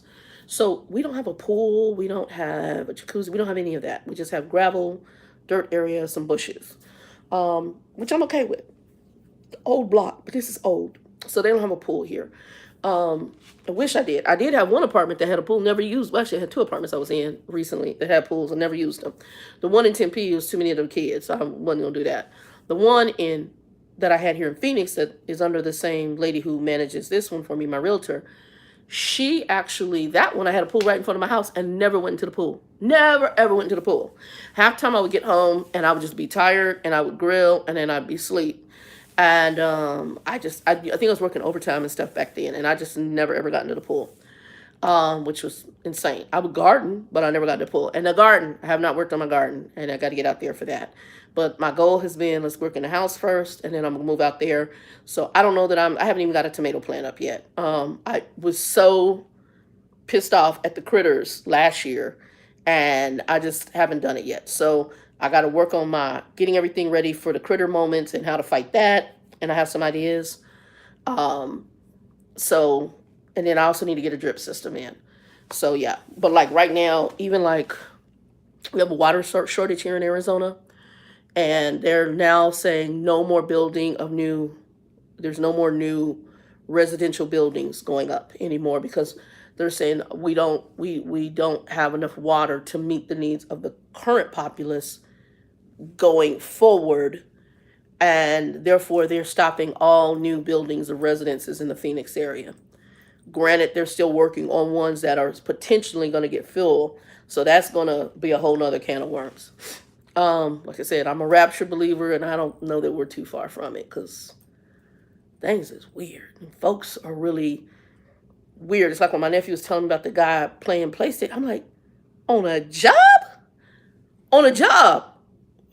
It used to bug me in the trucks when I saw the people in the trucks, and they would be up in there, have a big old screen TV in there in the back, and I'm like, I had one truck, they brought it with TV, cable. Half the time I couldn't it watch me. I couldn't even watch it. I was By the time I got through rolling, I was so tired. I crawled in the bunk and went to sleep. I I have time unless you were down, unless you were resetting hours. And even then, when you reset, I'm doing my laundry, I'm getting the ketchup, I'm straightening up the truck. And by the time I'm done with that, the whole day gone. You got a day and a half of a reset because a reset is like 32, 34-hour reset or whatever. So that's a day and a half, 24 hours, boom. You're going to sleep, you're going to get up, and then you're going to have to be rolling. So you don't, yeah. I don't have the time. It's kind of like, that's kind of a catch up time and getting the truck organized, re-upping everything, getting things clean, getting a shower in, because that's a day. Hopefully, you get to somewhere we can get a shower and laundry done, haul all that back, get the truck set up and ready, and then get ready for whatever's coming next after the reset. I never knew how these guys would get in there and they play PlayStation, and I'm like, what? How do you do this with truck and why? But again, it's this mentality that's their life. It's like the cell phone. These kids, they can't walk without being on the side. They can't walk. They can't think. They can't function without being on a cell phone. We have, at least I've heard that folks at the company, they tell them, do not bring your cell phone on the floor. All of them still, people still doing it. They still doing it. One of them, I guess, in front of the supervisor, he just fell out his pocket.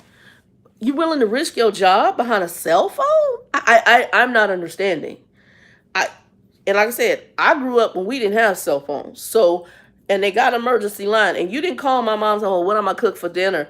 That crazy chick, she beat the hell out of you if she called her behind some bull crap. And these kids, I can't. I was like, oh my God. And the mamas, get your titties out these kids' mouth. Tell so and so to get up and ask them what they're wearing. Be dressed for school properly, and don't let me come up there and see something different. I'll knock your behind out.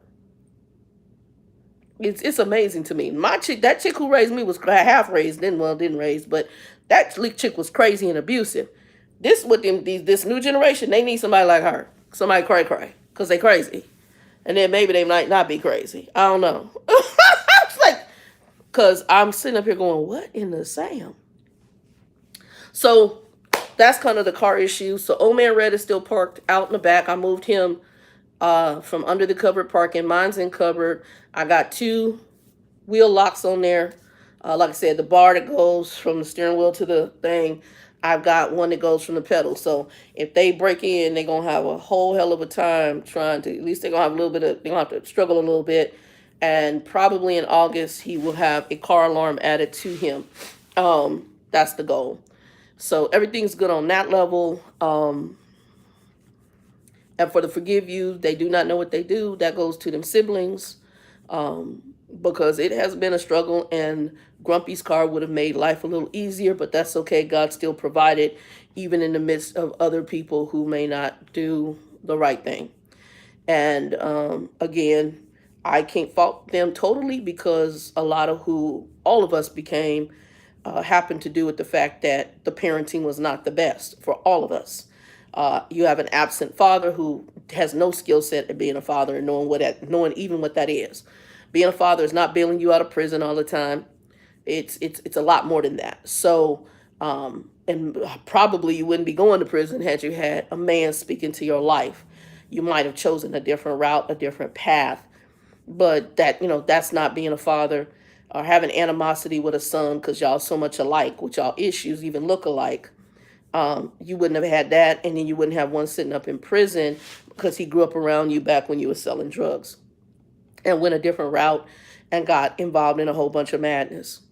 So, but again, I hope he made it in. I don't wish any bad ill on nobody, not even them. I hope that they all come to salvation, they figure it out, and as you said, forgive them for they knew not know. Some people don't know what you're going through, and they don't care, because like I said, for them it was about them. It wasn't about, oh, you need a car and we all got cars. That wasn't it. That wasn't even the conversation. It was really a no care. And I was like, oh, okay. It was all about, well, him and daddy talked about the car. I'm like, oh, okay. But you just told me all y'all got cars. So forgive them, for they do not know what they're doing. And it has been, it's been a journey, but God provided. And that's what I'm always going to say. He provided. And like I said, with this car, whatever door opens, at the end, this door opened for me. Now, how I'm going to do this with the chapter 7, chapter 13, I don't know. I'm going to talk to the lawyer because, like I said, the car is way over $5,000. So we may have to switch it because I do want to actually keep the car. I actually like it. Now that I'm in it and I'm driving it, I love the gas mileage. The features are amazing for this year of a car. It's in very good shape, in my humble opinion. And so I don't want to have to go through a chapter 7, turn the car back over, and then have to, go find another vehicle. So I know that part of doing the bankruptcy, they asked me when I had the sign, do you want to keep it? And I had said no, and that opened up some other doors. This time on before, because I haven't filed yet. I'm going to go ahead and get everything rest of the way set up, go through whatever paperwork and classes I have to. Hopefully we get this done by the end of the year. And we may have to do what they call, I think it's a restructure type of bankruptcy. So that loan amount might come down.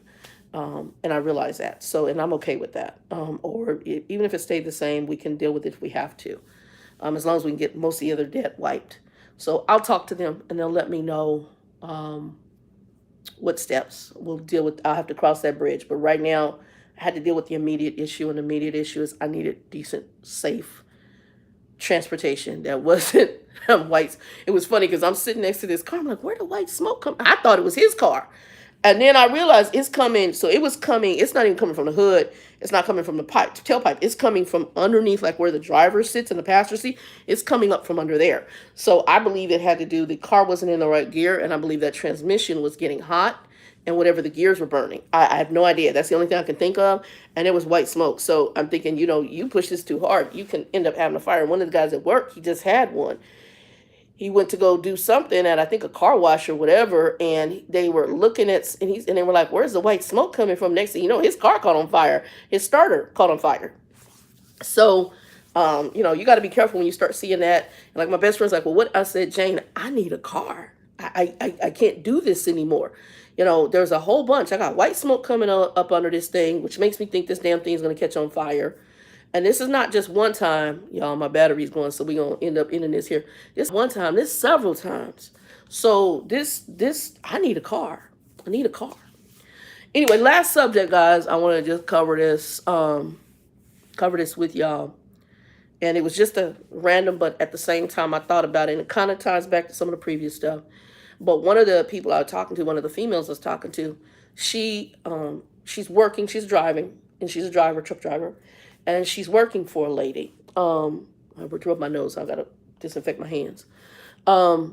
She's working for a lady, and the lady she's working for, they're also friends, or kind of friends. And I guess she was like one of her trainers back when she first came into trucking, but the lady has her own little trucking business. So the lady has a lot of drama going on. Like when I say drama, personal drama, family drama. And so I'm gonna share some wisdom.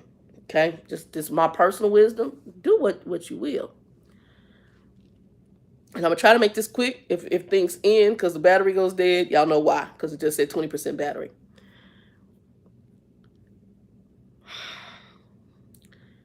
Sometimes people want to invite you into their madness. Okay, this is kind of why I'm kind of like with the kids. I don't hate them. Best wishes. I pray they get deliverance in their life. I pray they realize the generational curses that we inherited from Monty and from even on their other family line, because everybody has generational curses. I don't care how much you loved your mama. Everybody got them on both sides. I don't care how you think your mama the best mama on the face of earth. Probably if I go back and look at it, I could tell you mama had some issues. She may have had some pluses. It's like one of my buddies, I like this mom, very sweet lady, very family oriented, but the lady was a control freak from hell. I got a lady who's a mother of a church, love her dearly, but that woman's another control freak. And a lot of times women who are mothers tend to have controlling issues, and they're manipulative. The Bible calls manipulation and control witchcraft, okay? Because You're manipulating people to do things that you want them to do. And it's not even consulting God on what's best. And really, when God is in control, he will lead them. He don't need you to do nothing. If he does, he will operate things to where it will happen. But in talking to her, she started telling me a whole bunch of drama with this woman. And I could tell by her reaction, you've been pulled in. And the woman then asked her to help her with some stuff that has to do with the Ratchet family. Okay? Here's some lessons. This is some really good lessons. I had an associate of mine a few weeks back. She wanted me to help her with towing a car. I think I might have mentioned this in another video. Some incident happened when she went to deliver stuff from a sister who was living with her to the niece's house. And it wasn't good, okay? I tell my associate, I will help you get the car towed. But when we do it, we are not dropping it at your niece's place. We're going to drop it on the street and somewhere maybe a half a block from the house. And then you can tell her where to go get the car and how to get it over to her house. That's her business. I am not going to get involved in the drama, because if you do this based on what you've described to me, it is going to be drama. Now listen to what she says. Oh, no, we can back. No, we can back it into her. No. You just told me how it worked out when you guys tried to deliver boxes that belonged to her mama. And you just told me how this girl acted a plumb fool. So why am I going to put myself in a situation doing you a favor to get your sister's car towed to this house to be brought up in the family drama? Some people like drama, y'all. Some people thrive on it. They enjoy it. It's like sex to them. Tom, you remember. It's like sex. They enjoy it. My mother, she got off on it. They like to bully, to come out all boisterous, like they fighting, they the bomb, they bad. They enjoy it. It's a turn on for them. They like saga. I had a friend of mine, his name was Anthony. Not my brother Anthony. This is a friend of mine named Anthony. His mama's name was Violet. That lady was crazy as a box of rocks, and she got off on drama. She actually caused issues. I'll tell that story a whole nother time. And what I saw when I first saw it, I was like, oh. And that's sometimes what God does is he has a way of peeling back the blinders. Sometimes we walk around this life in this flesh, I call it the flesh fog. We see through our flesh and we don't see through spiritual lenses. So we see things and we normalize them, and that's okay. I got a friend of mine right now. He's got a crap load of ratchetness in his family. In one breath, he can tell me all the righteousness, and in the next breath, he'll go, oh, my poor brother, my poor sister, my poor nephew. This person just called you an a-hole. They called you a dick. They called you an MF. They called you an effer. They called you all these names. They treat you like crap. They cussed you out, and they go do all this crazy stuff. You end up going through a whole bunch of drama behind him. Same buddy. Sister brought bed bugs to the house. Sister brought ticks to the house. He ended up with the kids that she couldn't take care of. The kid that tried to stab him and his mama, and one brother cut hand. Just massive drama. Some other things that are way over the top. And he kept bringing ratchetness back in the house. Oh, post so-and-so. What the hell you say? And don't get me wrong, I realize that these people are probably in a spiritual hell. They don't even know. Maybe they'll wake up one day, get saved, and change their life. But right now where they're at, they're in ratchetness, and they like their ratchetness. Some people like their ratchetness. There were probably times in my life I was in my ratchetness, and I liked my ratchetness, and I didn't realize how to get out until God woke me up and said, get the hell out.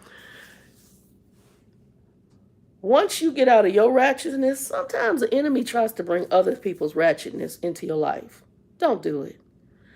And I don't know how to shake you, wake you up, but as soon as they start bringing the madness to you, because I almost got caught up with my friend and her, because I got mad when she started telling me, and then I had to step back.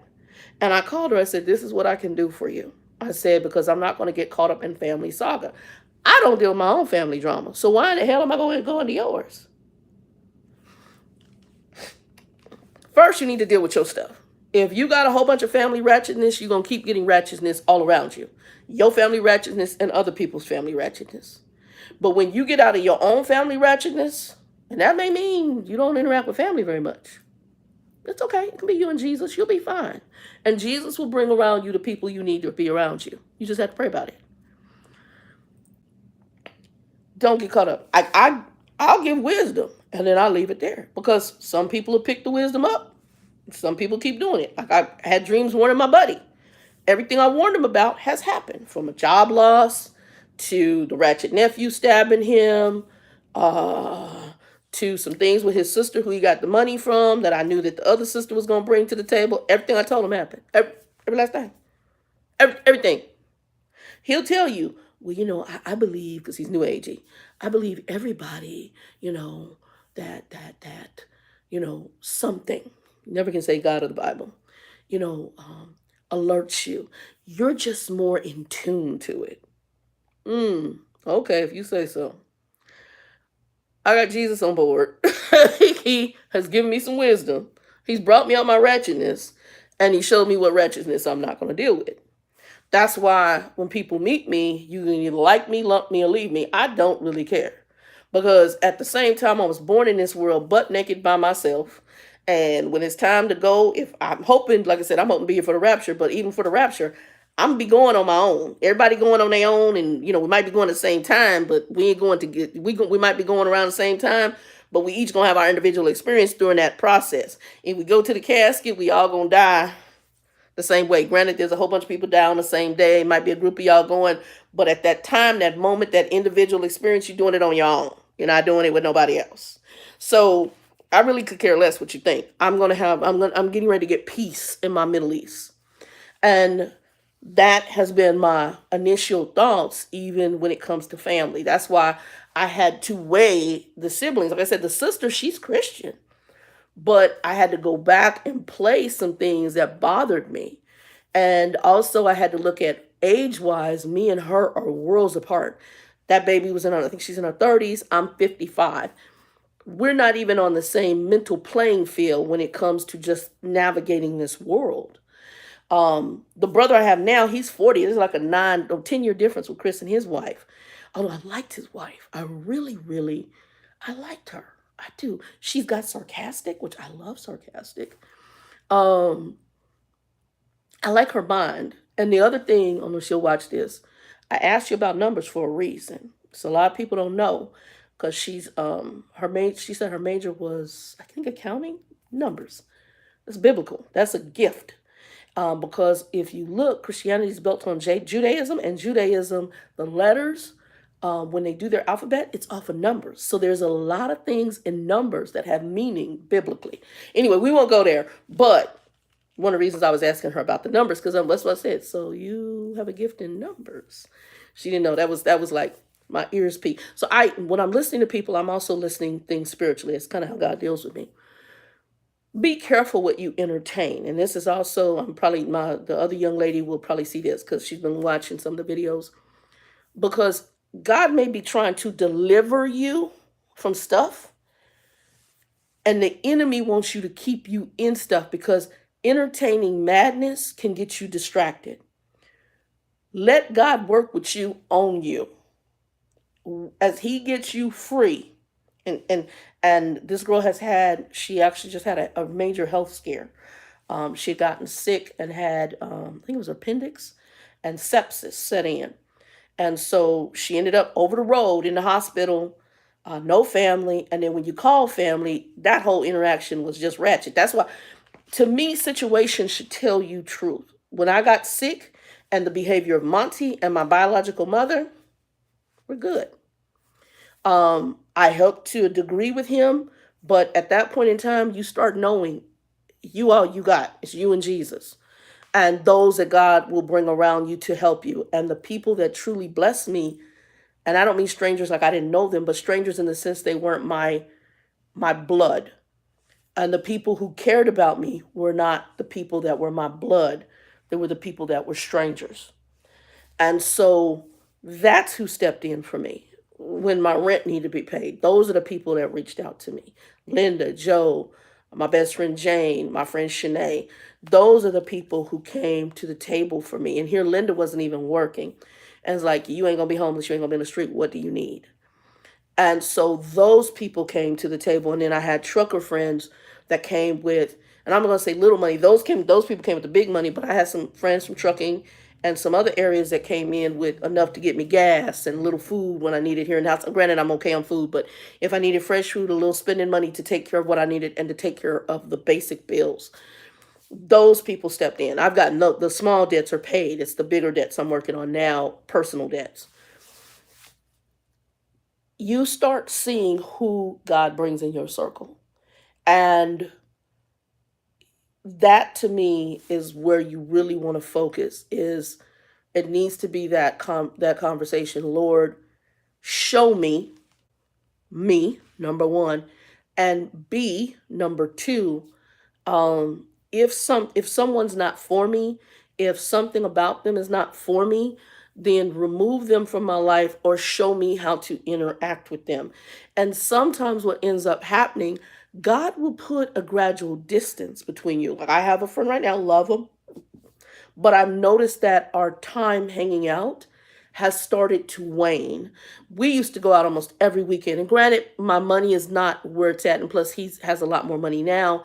And so I'm a little more budgeted. But even still, we would find cheap places to go hang out. We're not doing that now. And granted, he's got a lot of drama in this house right now. But at the same time, I don't want to hear about the family drama. So I think that's some of it.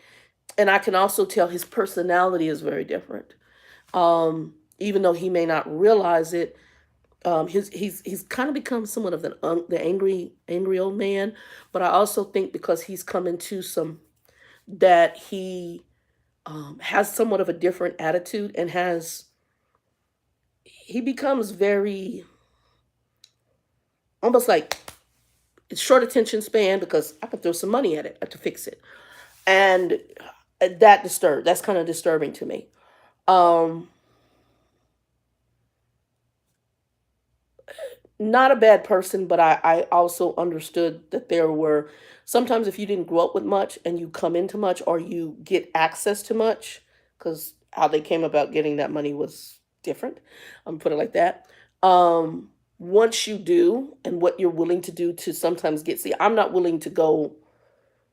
There are certain things I'm not going to do behind money. I'll be broke and poor. I'm not going to screw people over, and I'm not going to manipulate situations that later on may have a sowing and reaping situation. Because if you sow bad stuff, you're gonna get bad stuff. Now, I'm not gonna say I've been perfect, because I've done some stuff in my day too, in my young, dumb, immature, crazy days. And but I don't. You learn from your bad. You should learn. Some people do, some people don't. Let me see what you said. Yeah, Tanya, you will. You'll see people who they really are. You'll see who's really there for you. Family wise, I had nobody, and I had to reach out to one relative, and that was just only for a couple of $100s, and that was just to get me through, because all my friends had come with the big money.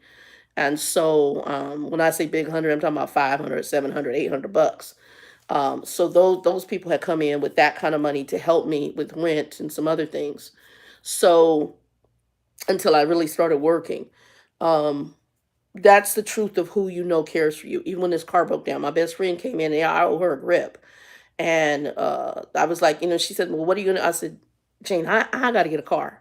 I get it, and I still owe her money, but I got to get a car. I can't. For her, it's too. Hey, Wendy, I'm almost done because my battery's about to die. You can play back, but I got to get a car, because I can't. She has two incomes. She has a husband. Two incomes, you much better in this world if you got two incomes coming in right now, especially with things being as crazy as they are. If you only got one income, man, you push the envelope. I'm going to be putting in for some jobs at the company, because we're getting ready to hit what we call open enrollment in October. And so they'll have some management stuff, they'll have possibly some training stuff and some other stuff. And my thing is, God, whatever door to open it, whatever door close. So I'll see what they have available. I don't know if I'll get it. I don't know what their criterion is.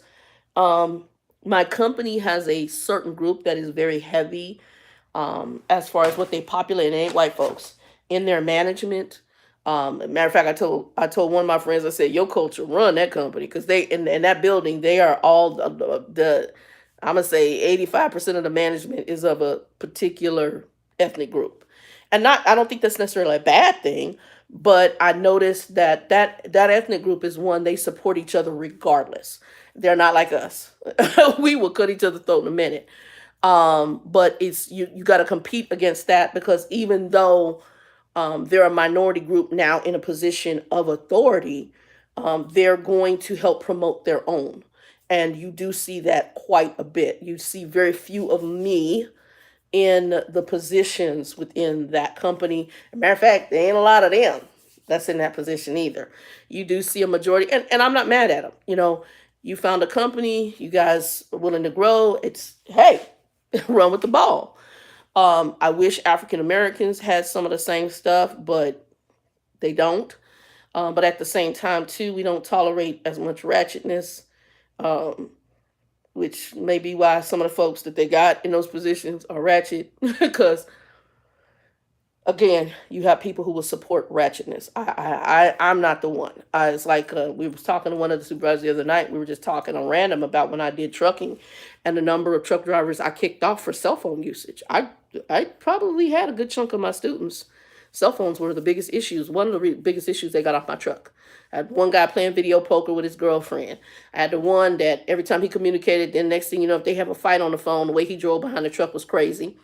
I had the African chick that, I tell you not to use your phone. You using your phone during the time we're working.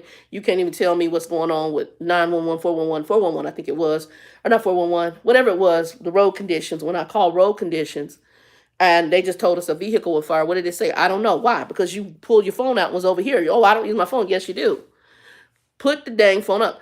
I work my job, and I told people when I go into work, as soon as I hit that parking lot, my phone goes off. I lock it up in the vehicle. I go in the building. That phone is off the whole time. That phone is, sorry about that, the battery's getting ready to go. That phone is off the whole time. I'm not on my phone. That on your phone crap, I don't do that. So to me, this is not, they can't even walk across the street anymore. I'm watching even the homeless and everybody else walk across the street, not even paying attention, just walk across the side. Look, and almost look like they dare you to hit them, and they not paying attention. I'm like, what in the cell phone? I just need to understand. I'm trying to figure out what's that important. What, you're not talking to somebody, which makes sense. You're doing this, and a lot of time they're watching TikTok and all this other stuff. I can't. Mindless. My other pet peeve is people who talk on their cell phone in a phone conversation. I'm not talking about doing a video like this, in a phone conversation. And you all in the laundromat was the last weekend. Spanish dude up in there in whatever he's saying in Spanish to some chick, all loud, and man, nobody want to hear your comment. You can go to YouTube, or excuse me, you can go to Amazon, Walmart, and get some earplugs and talk to somebody on that. I don't want to hear your whole. I don't want to hear the conversation. I don't even care. I don't want to hear you talking loud to them, and I don't want to do it. Anyway, y'all have a good night. Give us a thumbs up, like, share it out. Be blessed. Maybe next weekend, so y'all just be on the lookout. Depending on what the loot looks like. We might go for a drive. I got to find my little thing where you can put the phone up. We might go on a drive in the vehicle, and I'll give y'all a tour of Little Man Hulk. Tell me what y'all think of the name Little Man Hulk. That's his name. It doesn't matter, but y'all tell me what y'all think. Linda was saying Green Giant, Green Bean, and when I said Little Man Hulk, and then Joe said, oh, that is cool. That is cute. So Old Man Red got replaced by Little Man Hulk. And y'all pray that I get a good little bump on Old Man Red, at least to cover the expenses that went into it. And maybe a little extra, because it'll be a blessing. Anyway, y'all, peace. 2 and 2, be blessed.